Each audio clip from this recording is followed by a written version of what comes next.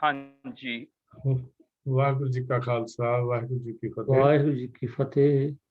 ਸਨਮਾਨਯੋਗ ਗੁਰੂ ਸਵਾਰਿਓ, ਆਪ ਸਾਰਿਆਂ ਨੂੰ ਗੁਰਮਤਿ ਕਲਾਸ ਵਿੱਚ ਜੀ ਆਇਆਂ।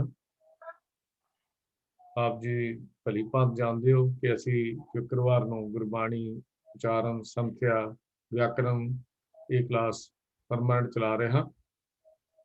ਪਿਛਲੇ ਹਫਤੇ ਤੋਂ ਮੇਰੇ ਵੀਰ ਅੰਮ੍ਰਿਤਪਾਲ ਗਿਆਨੀ ਅੰਮ੍ਰਿਤਪਾਲ ਸਿੰਘ ਜੀ ਲੁਧਿਆਣਾ ਅਤੇ UK ਇੰਗਲੈਂਡ ਆਪ ਜੀ ਦੇ ਨਾਲ ਸਵਈਏ ਮਹੱਲੇ ਪਹਿਲੇ ਕਿ ਜਿਹਨਾਂ ਨੂੰ ਅਸੀਂ ਭੱਟਾਂ ਦੇ ਸਵਈਏ ਕਹਿੰਦੇ ਹਾਂ, ਉਹਨਾਂ ਦੀ ਸੰਥਿਆ ਸਾਨੂੰ ਸ਼ੁਰੂ ਕਰਾਈ ਸੀ। तो मैं ਗਿਆਨੀ ਜੀ ਨੂੰ, ਗਿਆਨੀ ਅੰਮ੍ਰਿਤਪਾਲ ਸਿੰਘ ਨੂੰ ਬੇਨਤੀ ਕਰ ਰਿਹਾ ਹਾਂ ਕਿ ਅੱਜ ਅਗਲੇ 7ਵੇਂ ਸਵਈਏ ਤੋਂ ਸਾਨੂੰ ਸੰਥਿਆ ਸ਼ੁਰੂ ਕਰਾਉਣ। ਗਿਆਨੀ ਅੰਮ੍ਰਿਤਪਾਲ ਸਿੰਘ ਜੀ।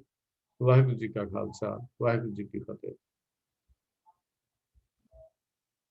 ਹਾਂਜੀ, ਸਾਰੇ ਹੀ ਸਿੱਖ ਮਿਸ਼ਨਰੀ ਕਾਲਜ ਦੇ ਸਰਕਲ ਦੇ ਗੁਰਮੁਖ ਪਿਆਰਿਆਂ ਨੂੰ ਮੇਰੇ ਵੱਲੋਂ ਬਹੁਤ ਹੀ ਪਿਆਰ ਸਹਿਤ ਵਾਹਿਗੁਰੂ ਜੀ ਕਾ ਖਾਲਸਾ ਵਾਹਿਗੁਰੂ ਜੀ ਕੀ ਫਤਿਹ।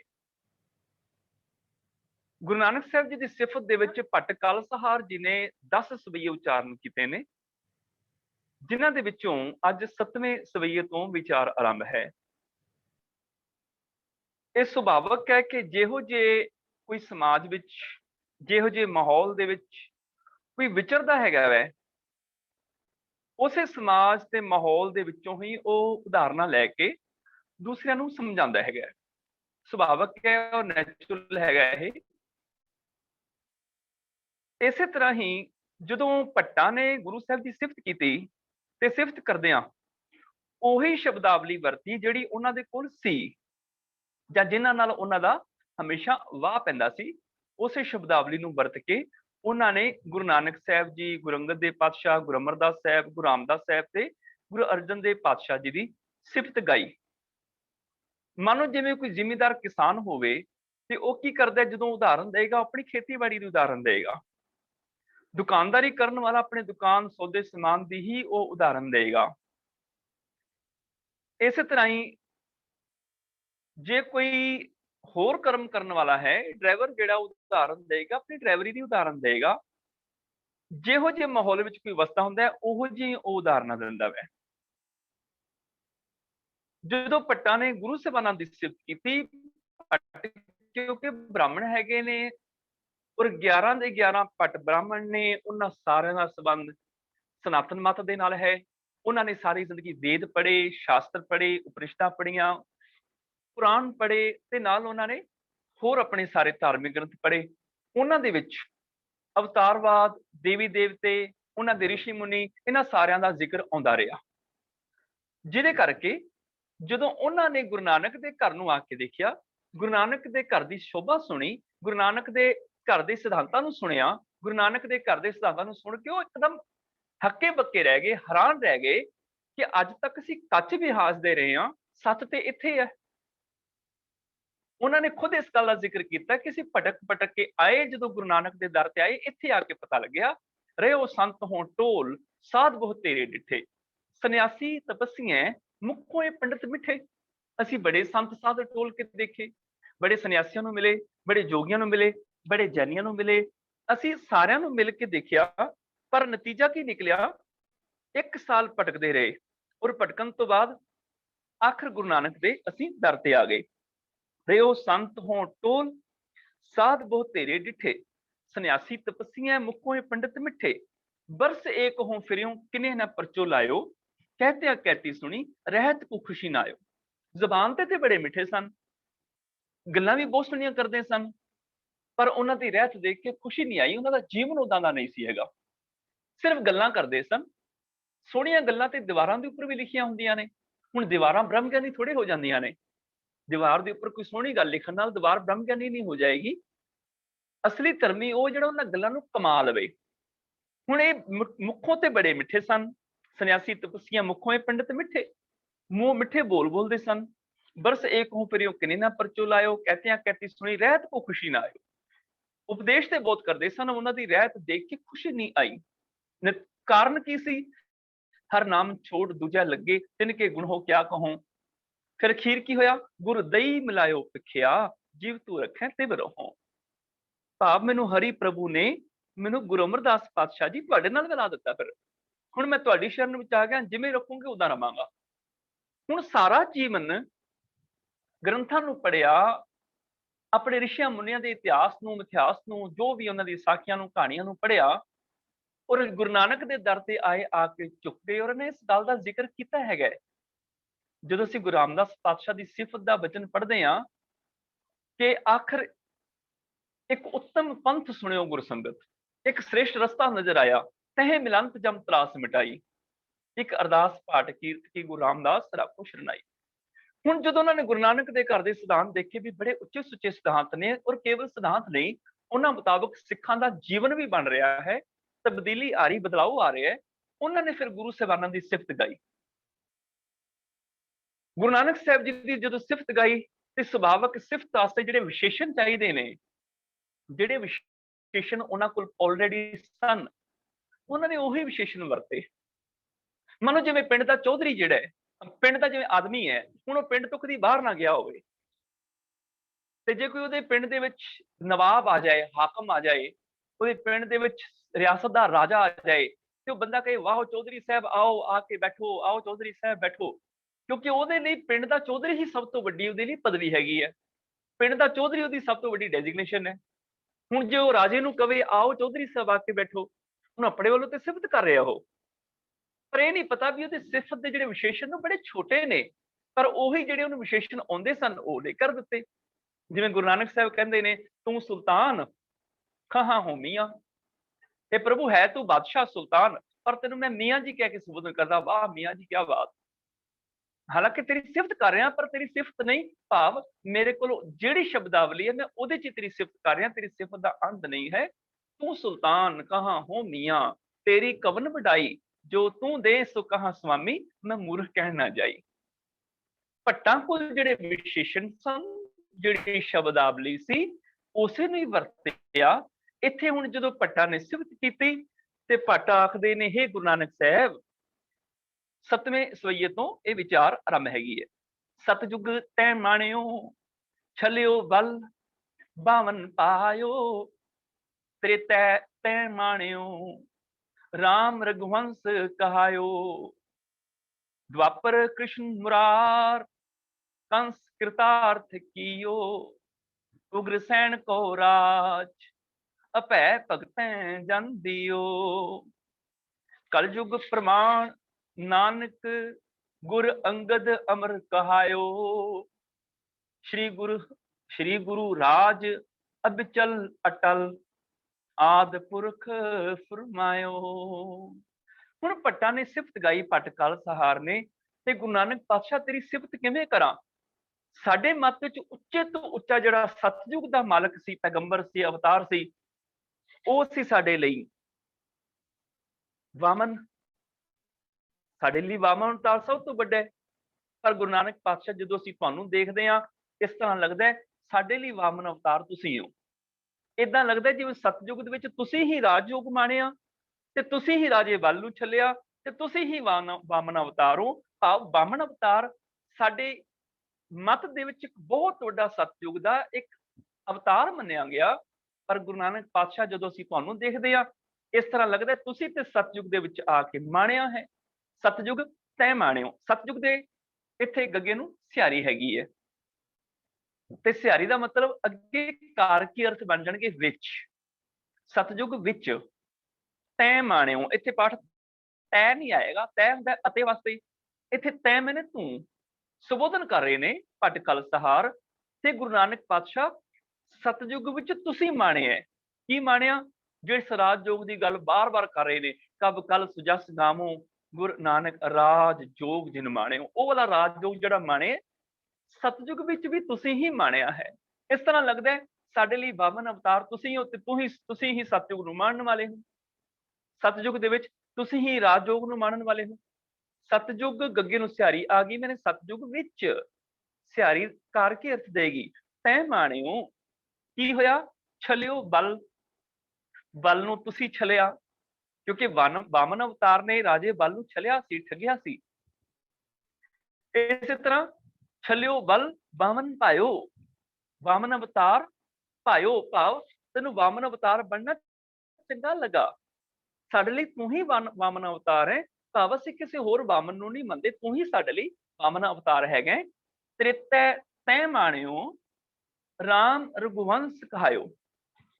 ਤ੍ਰੇਤੈ ਭਾਵ ਜਦੋਂ ਤ੍ਰੇਤਾ ਯੁੱਗ ਆਇਆ, ਤੈ ਮਾਣਿਓ, ਤ੍ਰੇਤੇ ਦੇ ਵਿੱਚ ਵੀ ਰਾਜ ਯੋਗ ਤੁਸੀਂ ਹੀ ਮਾਣੇ ਹੈ। ਕਦੋਂ? ਜਦੋਂ ਰਾਮ ਰਘੁਵੰਸ਼ ਕਹਾਇਓ। ਰਾਮ ਮੰਮੀ ਨੂੰ ਔਂਕੜ ਹੈ, ਇੱਥੇ ਸ਼੍ਰੀ ਰਾਮ ਚੰਦਰ ਜੀ ਦਾ ਜ਼ਿਕਰ ਹੈਗਾ ਤੇ ਉਹਨਾਂ ਦਾ ਵਿਸ਼ੇਸ਼ਣ ਕੀ ਹੈਗਾ? ਉਹ ਰਘੁਵੰਸ਼ ਨੇ, ਭਾਵ ਰਘੁਵੰਸ਼ ਵਿੱਚ ਆਉਣ ਵਾਲੇ ਨੇ, ਇਸ ਕਰਕੇ ਰਘੁਵੰਸ਼ ਸੱਸੇ ਨੂੰ ਔਂਕੜ ਆ ਗਈ। ਜਿਹੋ ਜਿਹਾ ਨਾਉ ਹੁੰਦਾ ਉਹ ਜਿਹਾ ਵਿਸ਼ੇਸ਼ਣ ਹੁੰਦਾ ਹੈ। ਜੇ ਰਾਮ ਇੱਕ ਵਚਨ ਪੁਲਿੰਗ ਹੈ, ਇਸ ਕਰਕੇ ਆਖਰੀ ਅੱਖਰ ਨੂੰ ਔਂਕੜ ਲੱਗ ਗਈ, ਉਹਦਾ ਵਿਸ਼ੇਸ਼ਣ ਰਘੁਵੰਸ਼ ਵੀ ਇੱਕ ਵਚਨ ਪੁਲਿੰਗ ਦਾ ਵਿਸ਼ੇਸ਼ਣ ਹੋਣ ਕਰਕੇ ਔਂਕੜ ਸਹਿਤ ਆ ਗਿਆ। ਵਿਸ਼ੇਸ਼ਣ ਦੇ ਮਾਮਲੇ 'ਚ ਬਸ ਸਿੱਧੀ ਨਕਲ ਮਾਰਨੀ ਹੁੰਦੀ ਹੈ, ਜਿਹੋ ਜਿਹਾ ਨਾਉ ਉਹ ਜਿਹਾ ਵਿਸ਼ੇਸ਼ਣ। ਨਾਉ ਬਹੁਵਚਨ ਹੈ, ਆਖਰੀ ਅੱਖਰ ਨੂੰ ਨਾਉ ਪੁਲਿੰਗ ਨੂੰ ਔਂਕੜ ਨਹੀਂ, ਤੇ ਉਹਦੇ ਵਿਸ਼ੇਸ਼ਣ ਨੂੰ ਵੀ ਔਂਕੜ ਨਹੀਂ ਆਏਗੀ। ਜੇ ਨਾਉ ਇਸਤਰੀ ਲਿੰਗ ਹੈ, ਔਂਕੜ ਨਹੀਂ ਆਈ, ਤੇ ਉਹਦੇ ਵਿਸ਼ੇਸ਼ਣ ਨੂੰ ਵੀ ਔਂਕੜ ਨਹੀਂ ਆਏਗੀ। ਜੇ ਨਾਉ ਇਸਤਰੀ ਲਿੰਗ ਸਿਹਾਰੀ ਦੇ ਨਾਲ ਹੈ, ਉਹਦਾ ਵਿਸ਼ੇਸ਼ਣ ਵੀ ਸਿਹਾਰੀ ਨਾਲ ਆ ਜਾਏਗਾ। ਮਤਲਬ ਵਿਸ਼ੇਸ਼ਣ ਦੇ ਮਾਮਲੇ 'ਚ ਨਕਲ ਮਾਰਨੀ ਹੈ ਨਾਉ ਦੀ, ਅੱਖਾਂ ਮੀਟ ਕੇ ਜਿੱਦਾਂ ਦਾ ਨਾਉ ਉਦਾਂ ਦਾ ਵਿਸ਼ੇਸ਼ਣ ਲਿਖ ਦੇਣਾ, ਜੇ ਆਖਰੀ ਅੱਖਰ ਮੁਕਤਾ ਹੋਵੇ ਜਾਂ ਆਖਰੀ ਅੱਖਰ ਨੂੰ ਕੋਈ ਲੱਗ ਹੋਵੇ, ਖਾਸ ਕਰ ਸਿਹਾਰੀ ਤੇ ਔਂਕੜ। ਤ੍ਰੇਤੈ ਤੈ ਮਾਣਿਓ ਰਾਮ ਰਘੁਵੰਸ਼ ਕਹਾਇਓ। ਰਾਮ ਜਿਹੜਾ ਰਘੁਵੰਸ਼ੀ ਹੈ ਅਖਵਾਇਆ ਸੀ, ਤੇ ਗੁਰੂ ਨਾਨਕ ਪਾਤਸ਼ਾਹ ਤੁਸੀਂ ਤੇ ਰਾਮ ਰਘੁਵੰਸ਼ੀ ਆਪਣੇ ਆਪ ਨੂੰ ਅਖਵਾਇਆ। ਸਾਡੇ ਲਈ ਸ਼੍ਰੀ ਰਾਮਚੰਦਰ ਤੁਸੀਂ ਹੋ, ਅਸੀਂ ਤੁਹਾਨੂੰ ਹੀ ਸਭ ਕੁਝ ਮੰਨ ਰਹੇ ਹਾਂ। ਦੁਆਪਰ ਕ੍ਰਿਸ਼ਨ ਮੁਰਾਰ ਕੰਸ ਕਿਰਤਾਰਥ ਕੀਓ। ਦੁਆਪਰ ਦੇ ਫਿਰ ਰਾਰੇ ਨੂੰ ਸਿਹਾਰੀ ਆ ਗਈ, ਭਾਵ ਦੁਆਪਰ ਵਿੱਚ ਸੰਬੰਧ ਕੀ ਅਰਥ, ਇਹਦਾ ਕਾਰ ਕੀ ਅਰਥ ਬਣ ਗਿਆ ਸਿਹਾਰੀ ਨਾਲ? ਦੁਆਪਰ ਵਿੱਚ ਕ੍ਰਿਸ਼ਨ ਮੁਰਾਰ, ਮੁਰਾਰ ਮੈਨੇ ਮੁਰ ਪਲਸ ਅਰ, ਅਰ ਕਿਉਂਕਿ ਰਾਰੇ ਨੂੰ ਸਿਹਾਰੀ ਨਾਲ ਆਉਂਦਾ ਹੈ, ਤੇ ਜਦੋਂ ਮੁਰ ਤੇ ਅਰ ਦੀ ਸੰਧੀ ਕੀਤੀ ਜਾਂਦੀ ਹੈ ਤੇ ਉਦੋਂ ਵਿਚਕਾਰ ਗੁਰੂ ਮਾਤਰਾ ਆ ਜਾਂਦੀ ਹੈ ਮੁਰਾਰ, ਭਾਵ ਮੁਰ ਦੈਂਤ ਨੂੰ ਮਾਰਨ ਵਾਲਾ। ਦੁਆਪਰ ਕ੍ਰਿਸ਼ਨ ਮੁਰਾਰ ਕੰਸ ਕਿਰਤਾਰਥ ਕੀਓ। ਕੰਸ ਜਿਹੜਾ ਹੈਗਾ ਇਹ ਮਥੁਰਾ ਦਾ ਰਾਜਾ ਸੀ। ਕੰਸ ਨਾਉ ਇੱਕ ਵਚਨ ਪੁਲਿੰਗ ਹੋਣ ਕਰਕੇ ਔਂਕੜ ਸਹਿਤ ਆ ਗਿਆ, ਤੇ ਉਹ ਹੋ ਗਿਆ ਕਰਤਾਰਥ ਸਫਲ, ਇਸ ਕਰਕੇ ਉਹ ਵੀ ਥੱਥਾ ਔਂਕੜ ਸਹਿਤ ਆ ਗਿਆ। ਕੀਓ ਉਗਰਸੈਨ ਕੋ ਰਾਜ। ਹੁਣ ਉਗਰਸੈਨ ਵੀ ਇੱਕ ਹੈਗਾ, ਇਹ ਮਥੁਰਾ ਦਾ ਰਾਜਾ ਹੈ, ਕਿਉਂਕਿ ਇਸੇ ਨੂੰ ਹੀ ਇਸ ਤੋਂ ਪਹਿਲਾਂ ਮਥੁਰਾ ਦਾ ਰਾਜਾ ਕੰਸ ਸੀ। ਕੰਸ ਨੂੰ ਮਾਰ ਕੇ ਫਿਰ ਸ਼੍ਰੀ ਕ੍ਰਿਸ਼ਨ ਜੀ ਨੇ ਉਗਰਸੈਨ ਨੂੰ ਰਾਜ ਦੇ ਦਿੱਤਾ ਸੀ। ਹੁਣ ਇੱਥੇ ਉਗਰਸੈਨ ਦੇ ਨਾਣੇ ਨੂੰ ਔਂਕੜ ਨਹੀਂ ਆਈ, ਹਾਲਾਂਕਿ ਉਗਰਸੈਨ ਵੀ ਤੇ ਇੱਕ ਵਚਨ ਪੁਲਿੰਗ ਹੈਗਾ। ਇੱਥੇ ਔਂਕੜ ਤਾਂ ਨਹੀਂ ਆਈ ਕਿਉਂਕਿ ਅੱਗੇ ਕਉ ਸੰਬੰਧਕ ਨੇ ਨਾਣੇ ਦੀ ਔਂਕੜ ਖਤਮ ਕਰ ਦਿੱਤੀ। ਉਗਰਸੈਨ ਕਉ ਜਦੋਂ ਸੰਬੰਧਕੀ ਆ ਜਾਂਦਾ ਹੈ, ਪ੍ਰਪੋਜੀਸ਼ਨ ਆ ਜਾਂਦੀ ਹੈ, ਤੇ ਜਿਸ ਪੁਲਿੰਗ ਇੱਕ ਵਚਨ ਨਾਉਨ ਦੇ ਨਾਲ ਪ੍ਰਪੋਜੀਸ਼ਨ ਆਉਂਦੀ ਹੈ, ਉਸ ਇੱਕ ਵਚਨ ਪੁਲਿੰਗ ਨਾਉਨ ਦੀ ਆਖਰੀ ਅੱਖਰ ਦੀ ਔਂਕੜ ਉੜ ਜਾਂਦੀ ਹੈ। ਇਸ ਕਰਕੇ ਉਗਰਸੈਨ ਕਉ, ਕਉ ਸੰਬੰਧਕ ਆਣ ਕਰਕੇ ਉਗਰਸੈਨ ਦੇ ਨਾਣੇ ਦੀ ਔਂਕੜ ਕੱਟੀ ਗਈ। ਰਾਜ, ਰਾਜ ਵੀ ਕਿਉਂਕਿ ਇੱਕ ਵਚਨ ਪੁਲਿੰਗ ਹੈਗਾ, ਇਸ ਕਰਕੇ ਜੱਜੇ ਨੂੰ ਔਂਕੜ ਆ ਗਈ। ਦੁਆਪਰ ਕ੍ਰਿਸ਼ਨ ਮੁਰਾਰ, ਕ੍ਰਿਸ਼ਨ ਦੇ ਨੰਨੇ ਨੂੰ ਔਂਕੜ ਤਾਂ ਨਹੀਂ ਆਈ ਕਿ ਅੱਗੇ ਵੀ ਅਵਯ ਆ ਗਿਆ। ਦੁਆਪਰ ਵਿੱਚ ਕ੍ਰਿਸ਼ਨ ਵੀ ਤੁਸੀਂ ਹੀ ਸੀ, ਜਿਹੜਾ ਮੁਰ ਦੈਂਤ ਨੂੰ ਮਾਰਨ ਵਾਲੇ ਸਨ। ਕ੍ਰਿਸ਼ਨ ਵੀ ਤੁਸੀਂ ਹੋ। ਕੰਸ ਕਿਰਤਾਰਥ ਕੀਓ, ਜਿਨ੍ਹਾਂ ਕੰਸ ਮੁਕਤ ਕੀਤਾ। ਉਗਰਸੈਨ ਕੋ ਰਾਜ, ਫਿਰ ਕੰਸ ਨੂੰ ਮਾਰ ਕੇ ਉਗਰਸੈਨ ਨੂੰ ਰਾਜ ਦਿੱਤਾ। ਅਭੈ ਭਗਤੈ ਜਨ ਦੀਓ। ਭਗਤੈ ਜਨ ਜਿਹੜੇ ਬਹੁਤੇ ਭਗਤ ਨੇ, ਜਨ ਕਿਉਂਕਿ ਔਂਕੜ ਨਹੀਂ ਆਈ, ਬਹੁਤੇ ਜਨ, ਬਹੁਤੇ ਭਗਤ, ਭਗਤ ਜਨਾਂ ਨੂੰ ਅਭੈ ਦਾਨ ਦਿੱਤਾ, ਭਾਵ ਨਿਰਭੈਤਾ ਦੀ ਪਦਵੀ ਦਿੱਤੀ, ਭਾਵ ਤੁਸੀਂ ਹੀ ਉਹ ਜਿਨ੍ਹਾਂ ਨੇ ਆਪਣੇ ਭਗਤਾਂ ਵਿੱਚ ਨਿਡਰਤਾ ਭਰੀ, ਨਿਰਭੈਤਾ ਭਰੀ। ਹੁਣ ਉਹਨਾਂ ਦੇ ਸਾਰੇ ਡਰ ਮੁੱਕ ਗਏ, ਚਾਹੇ ਉਹ ਬਾਹਰ ਦੇ ਜ਼ਾਲਮਾਂ ਦੇ ਡਰ ਸਨ, ਤੇ ਚਾਹੇ ਉਹ ਅੰਦਰ ਭੂਤ ਪ੍ਰੇਤ ਜਾਦੂ ਟੋਣਿਆਂ ਵਹਿਮਾਂ ਭਰਮਾਂ ਦੇ ਡਰ ਸਨ। ਉਹਨਾਂ ਨੂੰ ਨਿਰਭੈਤਾ ਦੇਣ ਵਾਲੇ ਤੁਸੀਂ ਹੈਗੇ ਹੋ। ਕਲਯੁਗ ਪ੍ਰਮਾਣ ਨਾਨਕ ਗੁਰ ਅੰਗਦ ਅਮਰ ਕਹਾਇਓ। ਕਲਯੁਗ ਜੱਜੇ ਨੂੰ ਗੱਗੇ ਨੂੰ ਸਿਹਾਰੀ ਆ ਗਈ। ਕਲਯੁਗ ਵਿੱਚ ਪ੍ਰਮਾਣ ਭਾਵ ਪ੍ਰਮਾਣਿਕ ਸਮਰੱਥਾ ਵਾਲਾ ਨਾਨਕ, ਇੱਥੇ ਫਿਰ ਰੁਕਣਾ ਹੈਗਾ, ਨਾਨਕ ਤੇ ਆ ਕੇ ਰੁਕਣਾ ਹੈਗਾ। ਕਲਯੁਗ ਪ੍ਰਮਾਣ ਨਾਨਕ ਭਾਵ ਹੇ ਨਾਨਕ, ਜਦੋਂ ਸੰਬੋਧਨ ਆ ਜਾਂਦਾ ਵੈ ਉਦੋਂ ਇੱਕ ਕੁਚਨ ਪੁਲਿੰਗ ਨਾਉਨ ਦੀ ਆਖਰੀ ਅੱਖਰ ਦੀ ਔਂਕੜ ਉੱਡ ਜਾਂਦੀ ਹੈ।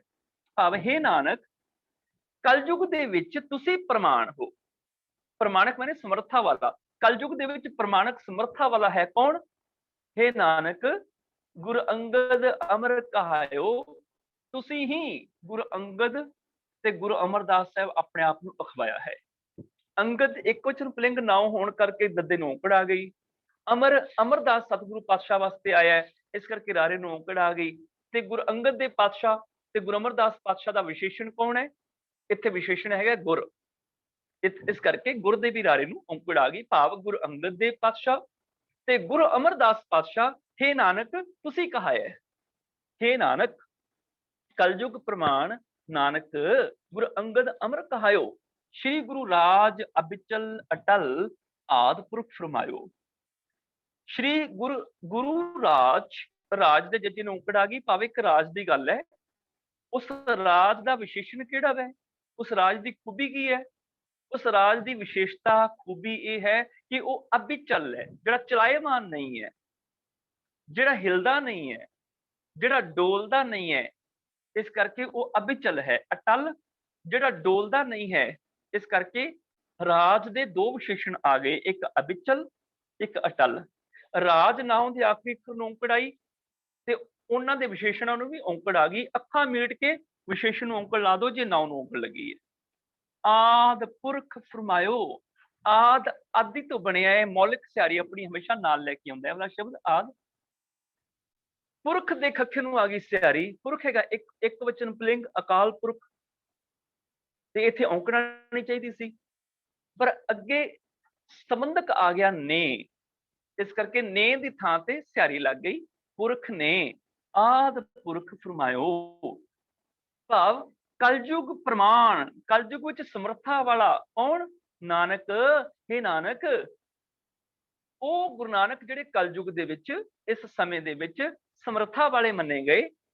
हे ਨਾਨਕ ਗੁਰੂ ਅੰਗਦ ਅਮਰ ਕਹਾਇਓ, हे ਗੁਰੂ ਨਾਨਕ ਸਾਹਿਬ ਤੁਸੀਂ ਹੀ ਆਪਣੇ ਆਪ ਨੂੰ ਗੁਰੂ ਅੰਗਦ ਦੇਵ ਤੇ ਗੁਰੂ ਅਮਰਦਾਸ ਪਾਤਸ਼ਾਹ ਅਖਵਾਇਆ ਹੈ। ਇਹਦਾ ਮਤਲਬ ਕੀ ਹੈਗਾ? ਇਹਦਾ ਮਤਲਬ ਹੈ ਕਿ ਗੁਰੂ ਅੰਗਦ ਦੇਵ ਪਾਤਸ਼ਾਹ ਤੇ ਗੁਰੂ ਅਮਰਦਾਸ ਪਾਤਸ਼ਾਹ ਦੇ ਵਿੱਚ ਕੋਈ ਫਰਕ ਨਹੀਂ ਹੈਗਾ।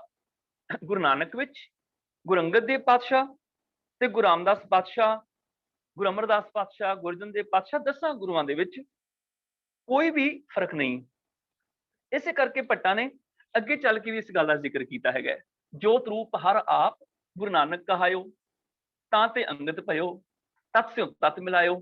ਜੋਤ ਰੂਪ ਪ੍ਰਭੂ ਨੇ ਆਪਣੇ ਆਪ ਨੂੰ ਗੁਰੂ ਨਾਨਕ ਕਹਾਇਆ ਤੇ ਪ੍ਰਭੂ ਗੁਰੂ ਨਾਨਕ ਨੇ ਫਿਰ ਆਪਣੇ ਆਪ ਨੂੰ ਗੁਰੂ ਅੰਗਦ ਦੇਵ ਪਾਤਸ਼ਾਹ ਕਹਾਇਆ। ਗੁਰੂ ਅੰਗਦ ਦੇਵ ਪਾਤਸ਼ਾਹ ਹੋ ਗਏ, ਉਹੀ ਬਾਅਦ ਵਿੱਚ ਗੁਰੂ ਅਮਰਦਾਸ ਪਾਤਸ਼ਾਹ, ਗੁਰੂ ਰਾਮਦਾਸ ਪਾਤਸ਼ਾਹ ਹੋ ਗਏ, ਉਹੀ ਬਾਅਦ ਵਿੱਚ ਗੁਰੂ ਅਰਜਨ ਦੇਵ ਪਾਤਸ਼ਾਹ ਹੋ ਗਏ।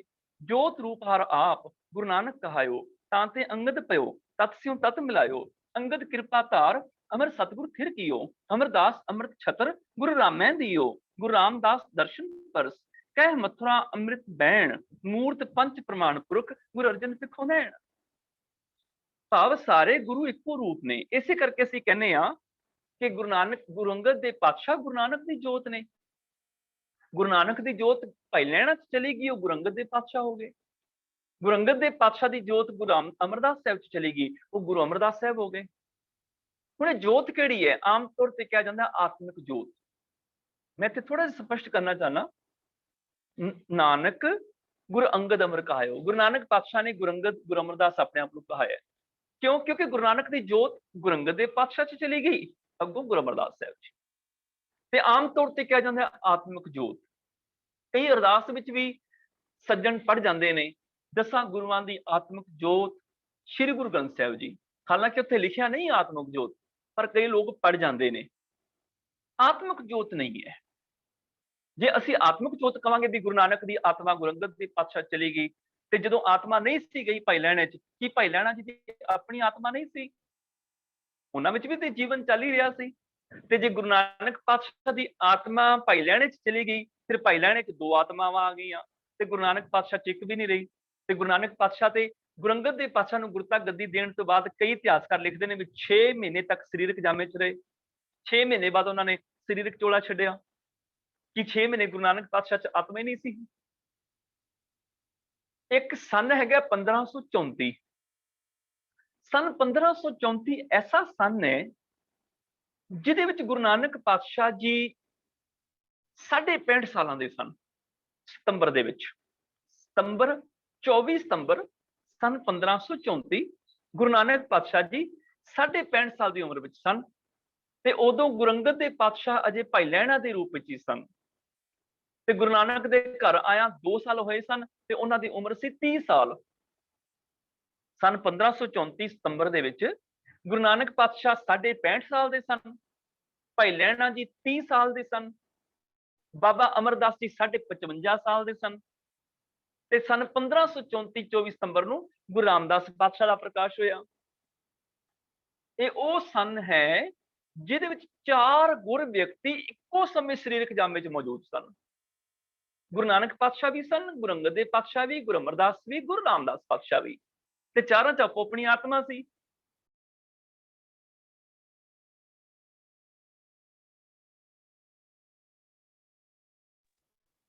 ਗੁਰੂ ਨਾਨਕ ਪਾਤਸ਼ਾਹ ਦੀ ਉਹ ਕਿਹੜੀ ਆਤਮਾ ਹੈਗੀ ਹੈ?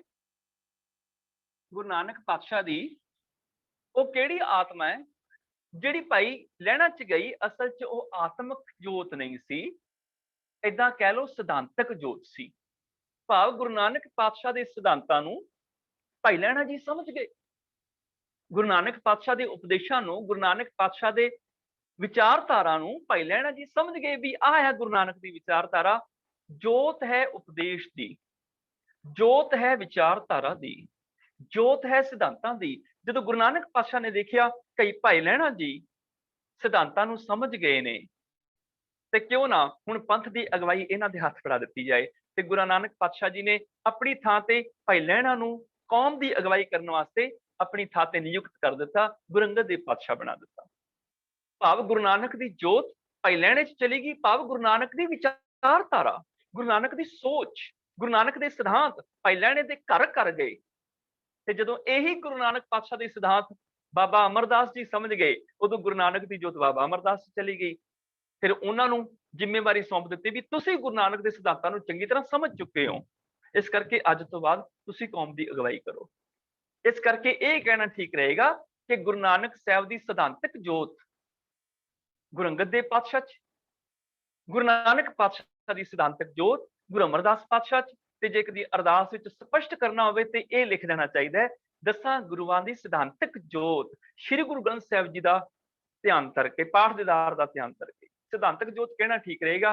ਕੌਮ ਇਸ ਬਾਰੇ ਆਪਣੇ ਫੈਸਲੇ ਕਰ ਸਕਦੀ ਹੈਗੀ ਹੈ, ਪਰ ਅਜੇ ਤੱਕ ਅਰਦਾਸ ਦੇ ਵਿੱਚ ਨਾ ਆਤਮਿਕ ਸ਼ਬਦ ਹੈ ਨਾ ਸਿਧਾਂਤਕ ਹੈ, ਸਿੱਧਾ ਹੈ 10 ਗੁਰੂਆਂ ਦੀ ਜੋਤ ਸ੍ਰੀ ਗੁਰੂ ਗ੍ਰੰਥ ਸਾਹਿਬ ਜੀ ਦੇ ਪਾਠ ਦੀਦਾਰ ਦਾ ਧਿਆਨ ਕਰਕੇ ਖਾਲਸਾ ਜੀ ਬੋਲੋ ਜੀ ਵਾਹਿਗੁਰੂ। ਪਾਠ ਦੀਦਾਰ ਦਾ ਯਾਦ ਰੱਖਿਓ, ਪਾਠ ਦੇ ਦੀਦਾਰ ਕਰਨੇ ਨੇ ਅਸੀਂ, ਤਸਵੀਰਾਂ ਦੇ ਦੀਦਾਰ ਨਹੀਂ ਕਰਨੇ, ਫੋਟੋਆਂ ਦੇ ਦੀਦਾਰ ਨਹੀਂ ਕਰਨੇ, ਅਸੀਂ ਦੀਵਿਆਂ ਦੇ ਦੀਦਾਰ ਨਹੀਂ ਕਰਨੇ, ਅਸੀਂ ਥੜਿਆਂ ਥਮਲਿਆਂ ਦੇ ਦੀਦਾਰ ਨਹੀਂ ਕਰਨੇ, ਅਸੀਂ ਰੁਮਾਲਿਆਂ ਦੇ ਦੀਦਾਰ ਨਹੀਂ ਕਰਨੇ। ਰੁਮਾਲਾਂ ਚੁੱਕ ਕੇ ਝਾਤੀ ਮਾਰ ਕੇ ਕਿਉਂ ਦੀਦਾਰ ਹੋ ਗਏ? ਨਹੀਂ, ਉਦਾਂ ਦੀਦਾਰ ਨਹੀਂ ਕਰਨੇ, ਸਾਨੂੰ ਪਾਠ ਕਰਨਾ ਪੈਣਾ। ਜਦੋਂ ਸ਼ਬਦ ਦਾ ਪਾਠ ਤੁਸੀਂ ਕਰੋਗੇ ਗੁਰੂ ਦੇ ਦੀਦਾਰ ਹੋ ਜਾਣਗੇ। ਇਸ ਕਰਕੇ ਪਾਠ ਦੀਦਾਰ ਦਾ ਧਿਆਨ ਕਰਕੇ ਖਾਲਸਾ ਜੀ ਬੋਲੋ ਜੀ ਵਾਹਿਗੁਰੂ। ਗੁਰੂ ਨਾਨਕ ਸਾਹਿਬ ਦੀ ਜੋਤ ਭਾਵ ਗੁਰੂ ਨਾਨਕ ਸਾਹਿਬ ਦੇ ਸਿਧਾਂਤ ਗੁਰੂ ਅੰਗਦ ਦੇਵ ਪਾਤਸ਼ਾਹ 'ਚ ਚਲੇ ਗਏ, ਉਹ ਗੁਰੂ ਨਾਨਕ ਦਾ ਰੂਪ ਹੋ ਗਏ। ਕਿਉਂਕਿ ਜੋ ਗੁਰੂ ਨਾਨਕ ਦੀ ਵਿਚਾਰਧਾਰਾ ਸੀ ਉਹ ਹੁਣ ਗੁਰੂ ਅੰਗਦ ਦੇਵ ਪਾਤਸ਼ਾਹ 'ਚ, ਉਹ ਵੀ ਗੁਰੂ ਨਾਨਕ ਦਾ ਰੂਪ। ਕਲਯੁਗ ਪ੍ਰਮਾਣ ਨਾਨਕ ਇੱਥੇ ਰੁਕਣਾ ਹੈ। ਭਾਵ ਹੈ ਗੁਰੂ ਨਾਨਕ ਸਾਹਿਬ ਗੁਰੂ ਅੰਗਦ ਅਮਰ ਕਹਾਇਓ, ਤੁਸੀਂ ਹੀ ਆਪਣੇ ਆਪ ਨੂੰ ਗੁਰੂ ਅੰਗਦ ਦੇਵ ਪਾਤਸ਼ਾਹ ਤੇ ਗੁਰੂ ਅਮਰਦਾਸ ਸਾਹਿਬ ਕਹਾਇਆ, ਕਿਉਂਕਿ ਤੁਸੀਂ ਹੀ ਸਿਧਾਂਤ ਰੂਪ ਹੋ ਕੇ, ਵਿਚਾਰਧਾਰਾ ਰੂਪ ਹੋ ਕੇ ਗੁਰੂ ਅੰਗਦ ਦੇਵ ਪਾਤਸ਼ਾਹ ਤੇ ਗੁਰੂ ਅਮਰਦਾਸ ਪਾਤਸ਼ਾਹ ਦੀ ਹੀਏ 'ਚ ਪ੍ਰਵੇਸ਼ ਕਰ ਗਏ। ਸ਼੍ਰੀ ਗੁਰੂ ਰਾਜ ਅਬਚਲ ਅਟਲ ਆਤ ਪੁਰਖ ਫਰਮਾਇਓ, ਅਕਾਲ ਪੁਰਖ ਆਦ ਮੁੱਢ ਵਾਲੇ ਉਸ ਪ੍ਰਭੂ ਨੇ ਆਪ ਫਰਮਾਨ ਕੀਤਾ। ਫਰਮਾਨ ਕਰਕੇ ਗੁਰੂ ਨਾਨਕ ਸਾਹਿਬ ਦਾ ਰਾਜ ਅਟਲ ਤੇ ਕਹਿ ਦਿੱਤਾ ਕਿ ਗੁਰੂ ਨਾਨਕ ਦਾ ਰਾਜ ਸਦਾ ਸਥਿਰ ਹੈ ਤੇ ਅਟਲ ਹੈ। ਸ਼੍ਰੀ ਗੁਰੂ ਭਾਵ ਗੁਰੂ ਨਾਨਕ ਸਾਹਿਬ ਜੀ ਦਾ ਰਾਜ ਕੀ ਹੈਗਾ? ਅਬਚਲ ਅਟਲ, ਅਡੋਲ ਨਾ ਹਿੱਲਣ ਵਾਲਾ, ਆਦ ਪੁਰਖ ਫਰਮਾਇਓ, ਅਕਾਲ ਪੁਰਖ ਨੇ ਫਰਮਾਨ ਕਰ ਦਿੱਤਾ। 8ਵੇਂ ਸਵਈਏ ਦੀ ਵਿਚਾਰ।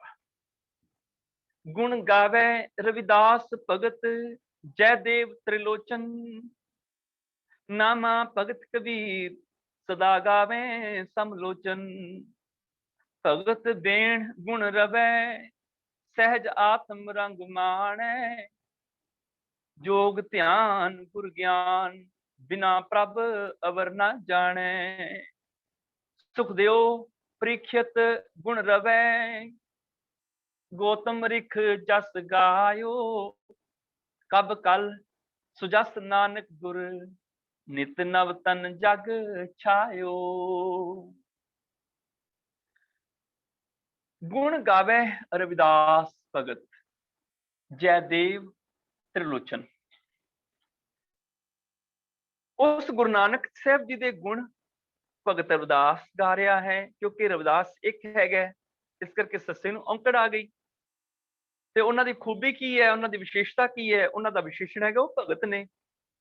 इस करके वो भगत भी एक वचन पुलिंग होने करके सत्ते नूं औंकड़ सहित आ गई। गुण गावे रविदास भगत जयदेव ते त्रिलोचन भी गुण गा रहे हैं। भी अभियान करके इत्थे जयदेव ते त्रिलोचन की आखिरी नूं औंकड़ नहीं आई। भाव भगत रविदास ते गा रहा वे, उन्हां नाल जयदेव ते त्रिलोचन भी, जिवें असीं कोई गल कहने आ कि इन्ने लोग आए नाल, असीं कह दिंदा ओ भी, इंग्लिश दे विच आ जांदा टू, TOO, भाव ओ भी नाल। जयदेव त्रिलोचन नामा भगत कबीर, भगत नामदेव कबीर रारे नूं औंकड़ आ गई। भाव एक वचन पुलिंग कबीर जी, उन्हां दी विशेषता हैगी को भगत हैगे ने, सत्ते नूं औंकड़ आ गई। नामदेव जी भगत कबीर जी ये भी दो जने ने। सदा गावें, ये दोनों जने गाउंदे हन। गावें वो वचन आ गया क्योंकि इत्थे दो जणियां दी गल चल रही है। भगत नामदेव ते भगत कबीर जी गा रहे हैं, ये दोनों जने गा रहे हैं नामा भगत कबीर। जे उपर तीन जने दे गाण दी गल हुंदी, भगत रविदास भगत जयदेव त्रिलोचन, उत्थे फिर गावें आना सीगा, पर गांदा इक्को ही है। भगत रविदास गाउंदा है, उहदे नाल जयदेव भी ते त्रिलोचन भी, जयदेव भी ते त्रिलोचन भी। होर कौन गांदा है? नामा भगत कबीर, भगत नामदेव ते भगत कबीर जी सदा गावें समलोचन, वो भी सदा गाउंदे हन। समलोचन मैंने सम कहंदे ने बराबर नूं, लोचन मैंने अखां, भाव जिन्हां दी दृष्टि एक समान है, एक समान दृष्टि दे नाल दोनों गुरु नानक साहब दे गुण गा रहे हैं। भावें इत्थे साहिब सिंह जी ने कहा भी जो अकाल पुरख नूं अपनी नेत्रां नाल सब थाई देख रहा है, इत्थे प्रोफैसर साहिब सिंह ने इस तरह अर्थ कीते ने। भगत बेण गुण रवै सहज आत्म रंग माणै। जोग ज्ञान ध्यान गुर ज्ञान अवर न जाने। भगत बेण रवै, भगत बेण, बेण से भाव बेणी जी, ते संस्कृत रूप होने करके बेण सियारी नाल आ गया, क्योंकि जिहड़े भट्ट हैगे ने ये संस्कृत दे माहिर विद्वान ने। इस करके इन्हां ने जो भगतां दे गुरु सिवानां दे नाम लए, अपने संस्कृत दे लहजे दे विच लए, उस टोन दे विच ही उन्हां ने इनाम लए। इस करके बेण जिहड़ा ओह सियारी दे नाल संस्कृत दे विच होण करके उन्हां ने बेण ही किया। कि उस बेण की खूबी की है, विशेषता की है कि वह भगत ने। इस करके एक वचन पुलिंग का विशेषण औंकड़ सहित आ गया भगत। भगत बेण गुण रवै, हुण गुण एक है कि बहुते ने, अणाने नूं औंकड़ नहीं लगी, बहुते गुणां नूं रवै, रवै मैंने गाउंदा है।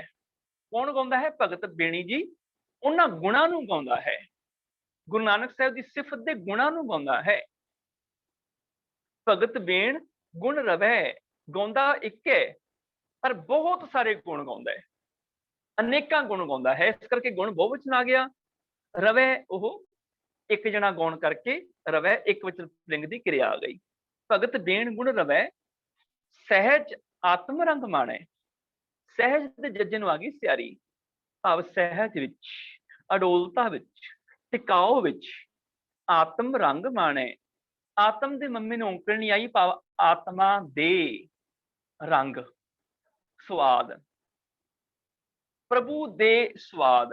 इत्थे आत्म रंग, आत्म प्रभु नूं इत्थे किहा, क्योंकि गुरबाणी च बहुत थावां दे विच आत्म लफ्ज़ प्रभु वास्ते आ जांदा है। ਉਹਦਾ ਕਾਰਨ ਇਹ ਹੈ कि गुरु ग्रंथ साहिब की बाणी दे विच रब दे अनेकां नाम ने, पर एक नाम नहीं है जिहड़ा बहुत प्रचलित है, वो है परमात्मा। और प्रोफेसर साहिब सिंह ने जिथे भी अर्थ कीते ने परमात्मा ही लिखिया, परमात्मा परमात्मा परमात्मा। पर ਗੁਰੂ ਸਾਹਿਬਾਨਾਂ ਨੇ, ਭੱਟਾਂ ਨੇ, ਸਿੱਖਾਂ ਨੇ, ਭਗਤਾਂ ਨੇ ਪ੍ਰਮਾਤਮਾ ਲਫ਼ਜ਼ ਨਹੀਂ ਵਰਤਿਆ। ਪਰਮਾਤਮਾ ਆਇਆ, ਪ੍ਰਾਤਮਾ ਆਇਆ, ਆਤਮਾ ਪ੍ਰਾਤਮਾ। ਉੱਥੇ ਪ੍ਰਾਤਮਾ ਦਾ ਮਤਲਬ ਮੇਰੀ ਆਤਮਾ ਤੇ ਪ੍ਰਾਤਮਾ ਮੈਨੇ ਪਰਾਈ ਆਤਮਾ, ਮੇਰੀ ਆਤਮਾ ਤੇ ਦੂਜੇ ਦੀ ਆਤਮਾ ਇੱਕੋ ਹੀ ਹੈ, ਰੱਬ ਹੈ ਬਸ। ਆਤਮਾ ਪ੍ਰਾਤਮਾ ਇੱਕੋ ਕਰੇ, ਅੰਤਰ ਕੀ ਦੁਬਿਧਾ ਅੰਤਰ ਮਰੇ। ਇਹ ਬੜੀ ਹੈਰਾਨੀਜਨਕ ਕਥਾ ਹੈ ਕਿ ਦੂਜੇ ਦੀ ਆਤਮਾ ਰੱਬ ਹੈ। ਅਚਰਜ ਕਥਾ ਮਹਾ ਅਨੂਪ, ਪ੍ਰਾਤਮਾ ਪਾਰ ਬ੍ਰਹਮ ਕਾ ਰੂਪ। ਜਿਹੜੀ ਪਰਾਈ ਆਤਮਾ ਹੈ ਉਹ ਰੱਬ ਹੈ। ਪ੍ਰਾਤਮਾ ਲਫ਼ਜ਼ ਆਇਆ, ਪਰਮਾਤਮ ਵੀ ਆਇਆ ਕਿ ਆਤਮ ਨੂੰ ਪਛਾਣਨਾ ਹੀ ਇਹੀ ਪਰਮ ਆਤਮ ਹੈ, ਕਿਤੇ ਵੱਖਰਾ ਨਹੀਂ ਹੈਗਾ। ਉਹ ਜਿਨੀ ਆਤਮ ਚੀਨਿਆ ਪਰਮਾਤਮ ਸੋਈ। ਪਰਮਾਤਮਾ ਨਹੀਂ ਆਇਆ। ਕਿਉਂ? ਕਿਉਂਕਿ ਆਤਮਾ ਪਰਮਾਤਮਾ ਦਾ ਕੰਸੈਪਟ ਗੁਰਮਤਿ ਦਾ ਨਹੀਂ ਹੈਗਾ। ਸਨਾਤਨ ਮਤ ਦਾ ਕੰਸੈਪਟ ਹੈਗਾ ਵੀ ਅਸੀਂ ਸਾਰੇ ਆਤਮਾਵਾਂ ਵਾਂ, ਪਰਮ ਆਤਮਾ ਮਹਾਨ ਆਤਮਾ ਵੱਖਰੀ ਹੈ। ਅਸੀਂ ਜਦੋਂ ਪਾਪ ਕਰਾਂਗੇ ਤੇ ਜੂਨਾਂ ਚ ਜਾਵਾਂਗੇ, ਸਾਡੀਆਂ ਆਤਮਾ ਜੂਨਾਂ ਚ ਭਟਕਣਗੀਆਂ। ਜਦੋਂ ਅਸੀਂ ਪੁੰਨ ਕਰਾਂਗੇ ਸਾਡੀ ਆਤਮਾ ਮੁਕਤ ਹੋ ਕੇ ਪਰਮ ਆਤਮਾ ਚ ਅਚੇਤ ਹੋ ਜਾਏਗੀ। ਤਬ ਜਿਉਂਦੇ ਜੀ ਅਸੀਂ ਰੱਬ ਨੂੰ ਨਹੀਂ ਮਿਲ ਸਕਦੇ, ਰੱਬ ਸਾਡੇ ਤੋਂ ਵੱਖਰਾ ਹੈ।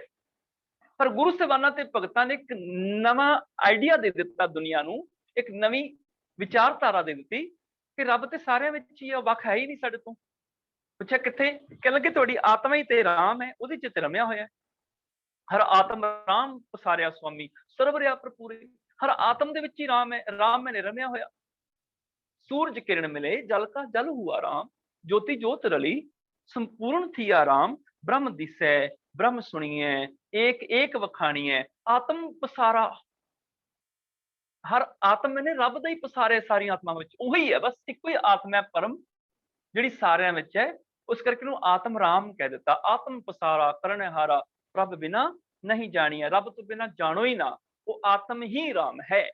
इस करके आत्म रब वास्ते आ जाता है। आत्म रंग माणे भाव प्रभु दा स्वाद माणदा है, सहज विच प्रभु ਦਾ ਸਵਾਦ ਮਾਣਦਾ ਹੈ। ਭਗਤ ਬੇਣ ਗੁਣ ਰਵੈ, ਉਸਦੇ ਗੁਣਾਂ ਨੂੰ ਭਗਤ ਬੇਣੀ ਗਾ ਰਿਹਾ ਹੈ। ਕਿਸ ਦੇ ਗੁਣਾਂ ਨੂੰ? ਸਹਿਜ ਆਤਮ ਰੰਗ ਮਾਣੇ। ਜਿਹੜਾ ਗੁਰੂ ਨਾਨਕ ਸਹਿਜ ਵਿੱਚ ਅਡੋਲਤਾ ਵਿੱਚ ਟਿਕ ਕੇ ਆਤਮ ਰੰਗ ਪ੍ਰਭੂ ਦੇ ਮਿਲਾਪ ਦਾ ਸਵਾਦ ਮਾਣੇ ਮੈਨੇ ਮਾਣਦਾ ਹੈ। ਭਾਵ ਜਿਹੜੇ ਗੁਰੂ ਨਾਨਕ ਪਾਤਸ਼ਾਹ ਅਡੋਲ ਟਿਕ ਕੇ ਪ੍ਰਭੂ ਦੇ ਮਿਲਾਪ ਦਾ ਆਨੰਦ ਮਾਣਦੇ ਨੇ, ਉਹਨਾਂ ਦੇ ਗੁਣਾਂ ਨੂੰ ਭਗਤ ਬੇਣੀ ਵੀ ਗਾਉਂਦਾ ਹੈ।